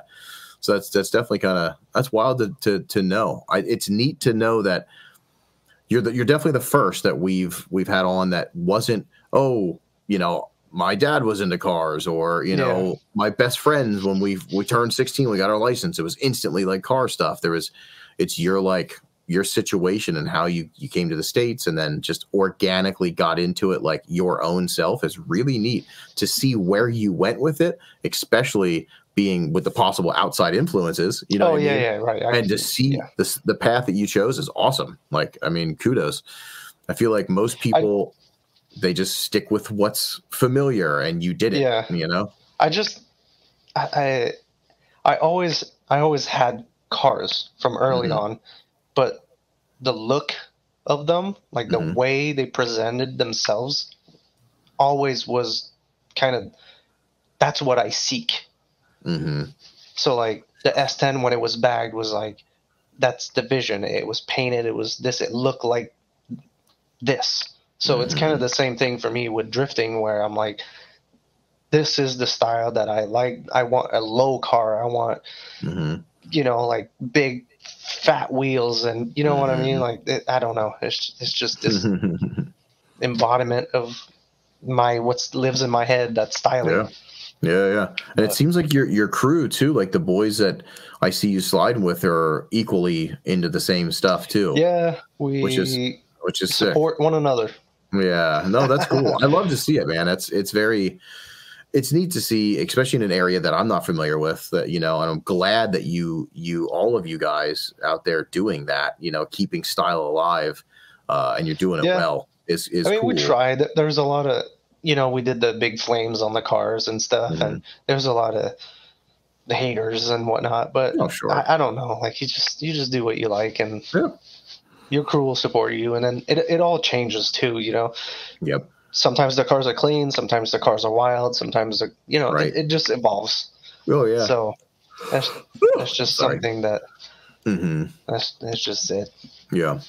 No, and honestly, just staying true to each other and together is the most important part. You know what I mean? Yeah.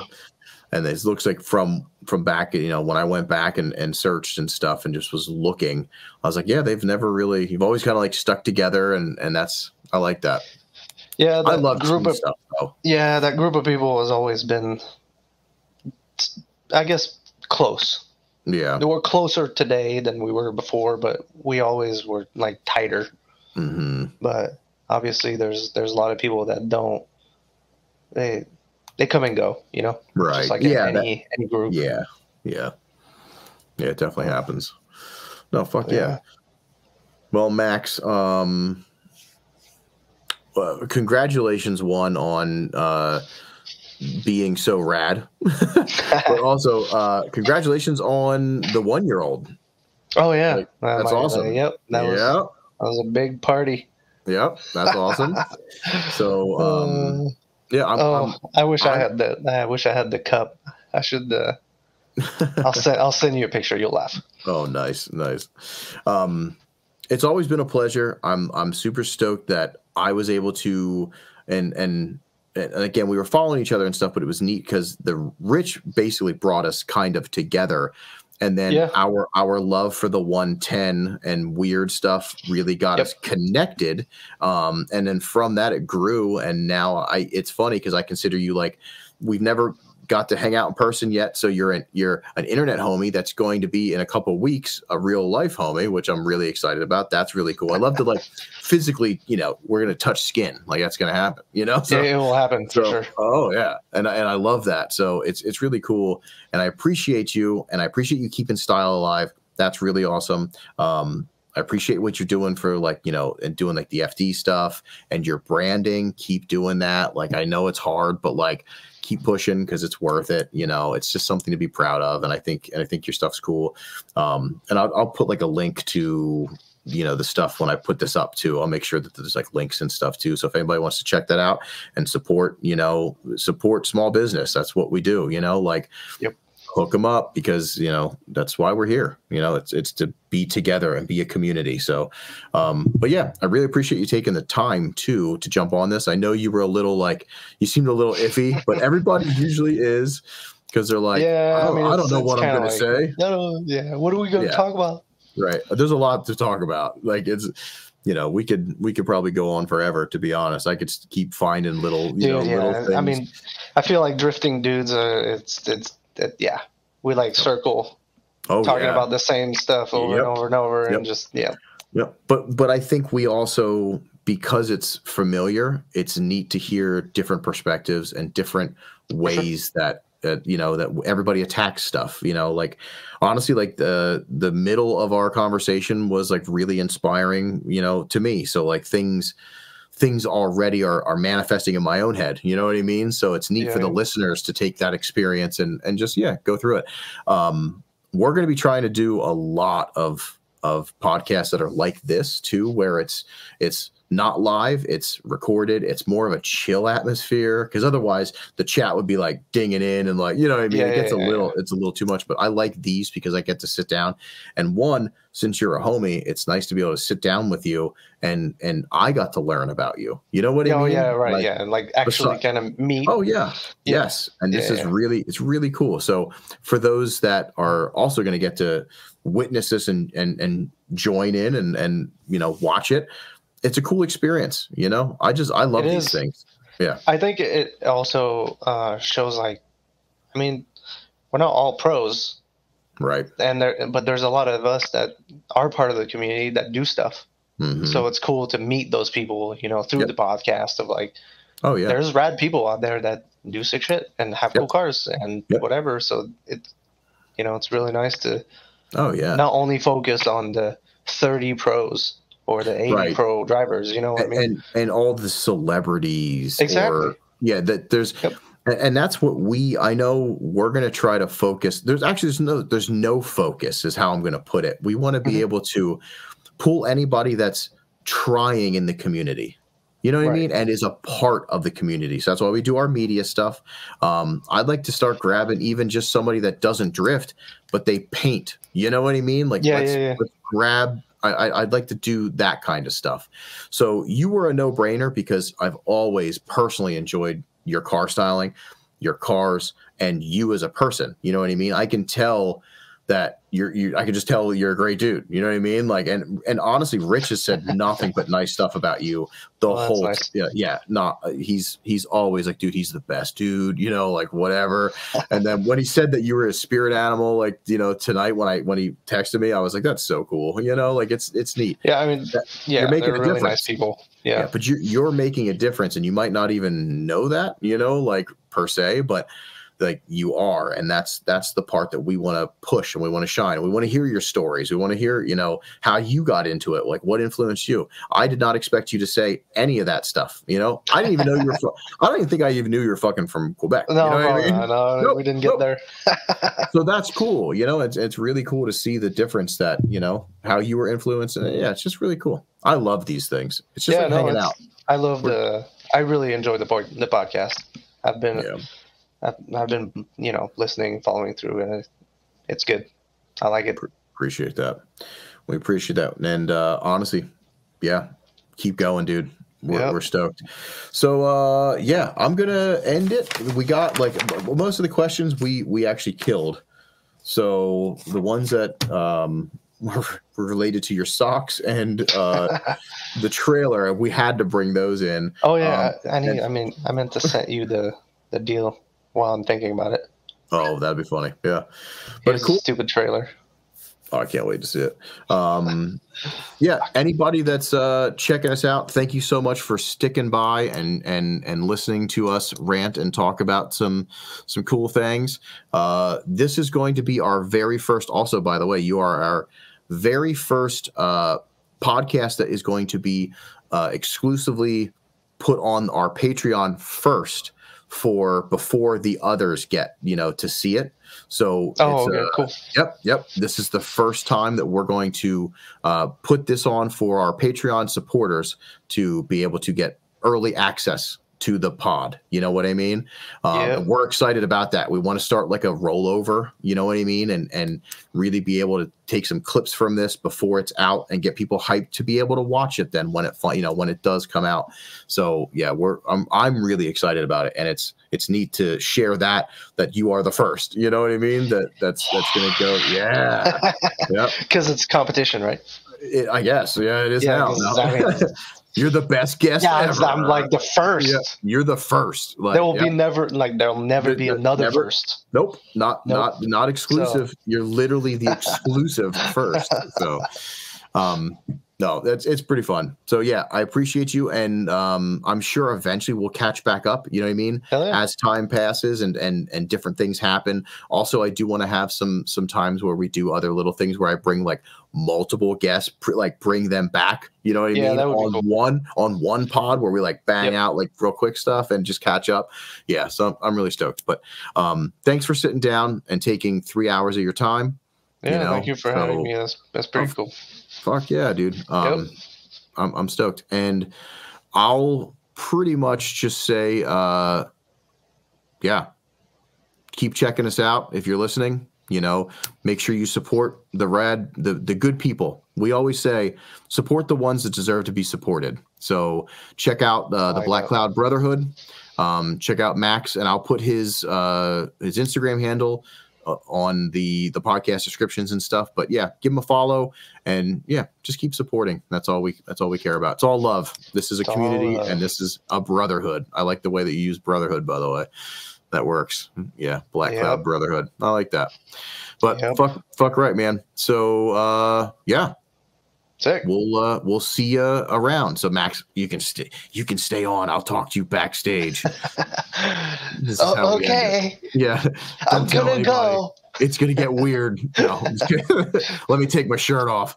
All right, everybody. Thank you. Yep. You have anybody to shout out, Max? All the homies and just all the friends that keep supporting and helping me with my stupid cars and my ideas, and even the ones that we have some tough conversations, and I don't know. Yeah. Everyone really, It's family, all love. friends, everybody on the internet. We talk to a lot of people, Yeah. And actually, everyone who supports the Black Cloud through buying stuff, thank you also. It's pretty awesome. It helps me, us, all together, and to keep it going. So hopefully, when I sell, I help them save a little bit of money, and then they help us in return. And representing the brands that we love doesn't need to be me. Just doesn't matter. Just support the people around you. Yeah. And there's a saying: "What comes around goes around." There you go. No, I love it. Fuck yeah. All right, man. Sick. Yep. We'll see you hopefully soon. Thank you. We'll see you guys. Yep.